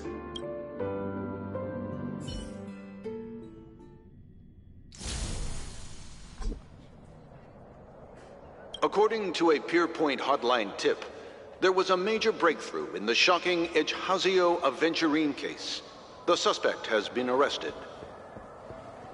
This fraud case has been linked to many departments within the Interastral Peace Corporation and the Intelligentsia Guild, causing a large drain in manpower and resources, resulting in the IPC taking a massive loss. The case's main suspect originates from Sigonia 4 and is one of the survivors of the second Kataka-Avgin extinction event, who does not carry an interstellar refugee travel permit. As per Strategic Investment Department Head Diamond's sentiments, the IPC has appropriately relocated the suspect in the spirit of the Charter and will continue to conduct further investigations as to the motive of the suspect.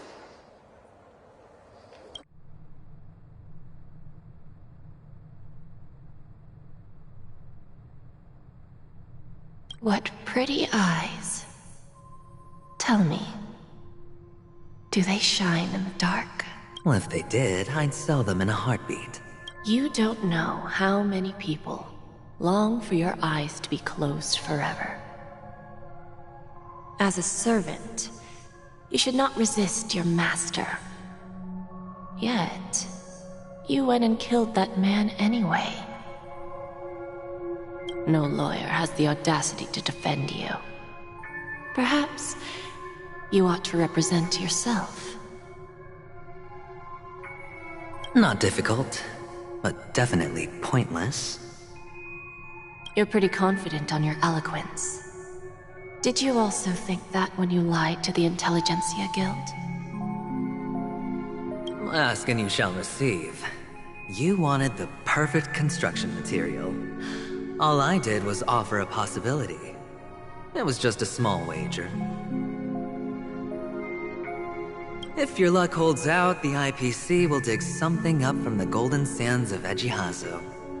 Maybe even the Sand King's remains. Pity your luck has run out. I'll admit that. What I'm more curious about, though, is why such a grand scheme failed to benefit anyone in the end, including the perpetrator himself. Madam, I already have what I want. To be brought before you for the next high-stakes gamble.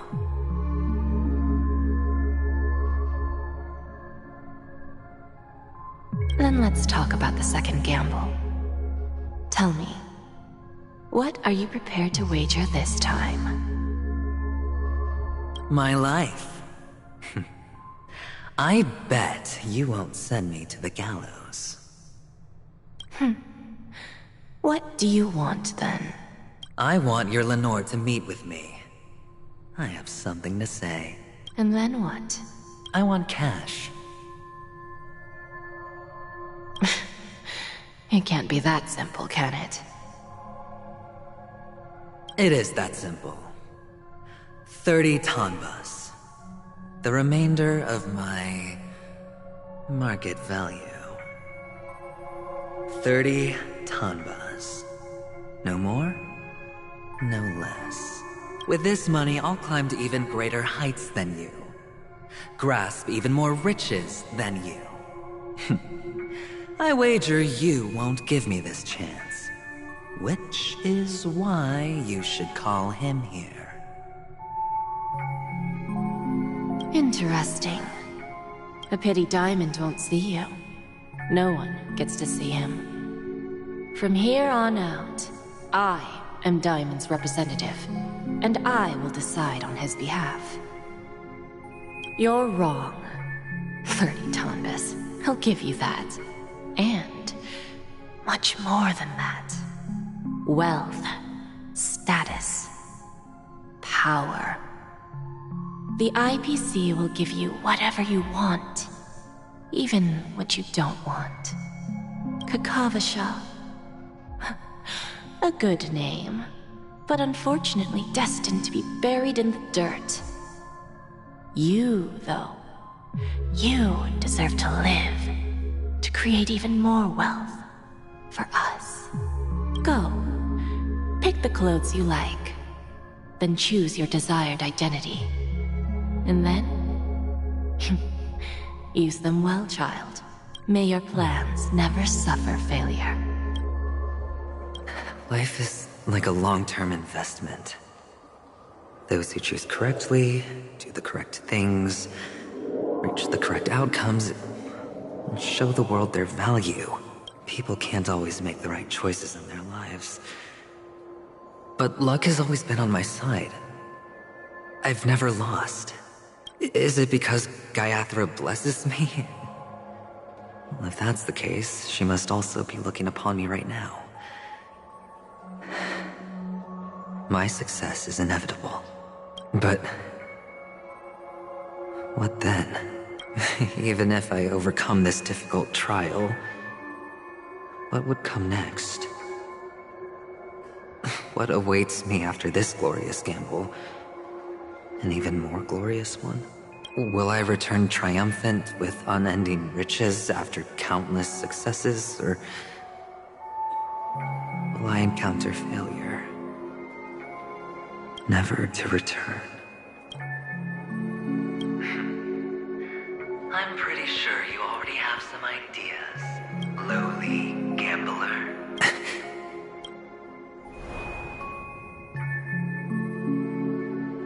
What? What?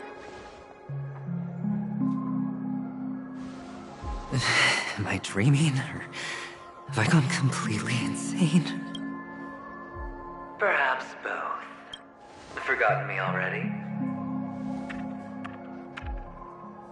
When you were strapped to that electric chair by a mannequin warlords, who was it that gave you the idea? Fine. I may be crazy, but I'm not stupid. Get out of my head, newborn of the Harmony. The Harmony? Oh, don't play the fool. It's not the first time we've met. No need to be so polite. I'm you, and perhaps even more aware of yourself than you. Of what exactly you want. You're dying. And you still want to drag a bunch of unfortunate fools with you through death's door. That's why you're here, isn't it? A grand unveiling. You really think you can pull it off? Why not? Well, you may have fooled everyone, but you can't fool yourself. I can show you. Before you're entirely gone, I'll be with you for the last stretch of your road. Let's have a heart-to-heart while we walk.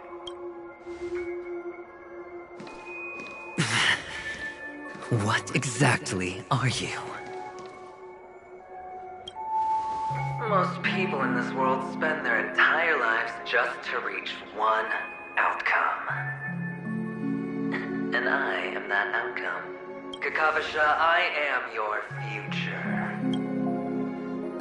First, I'm hearing things, and now I'm seeing them. Great. Am I going to be elevated into the Harmony's Emanator next? Oh. Why are there no guests?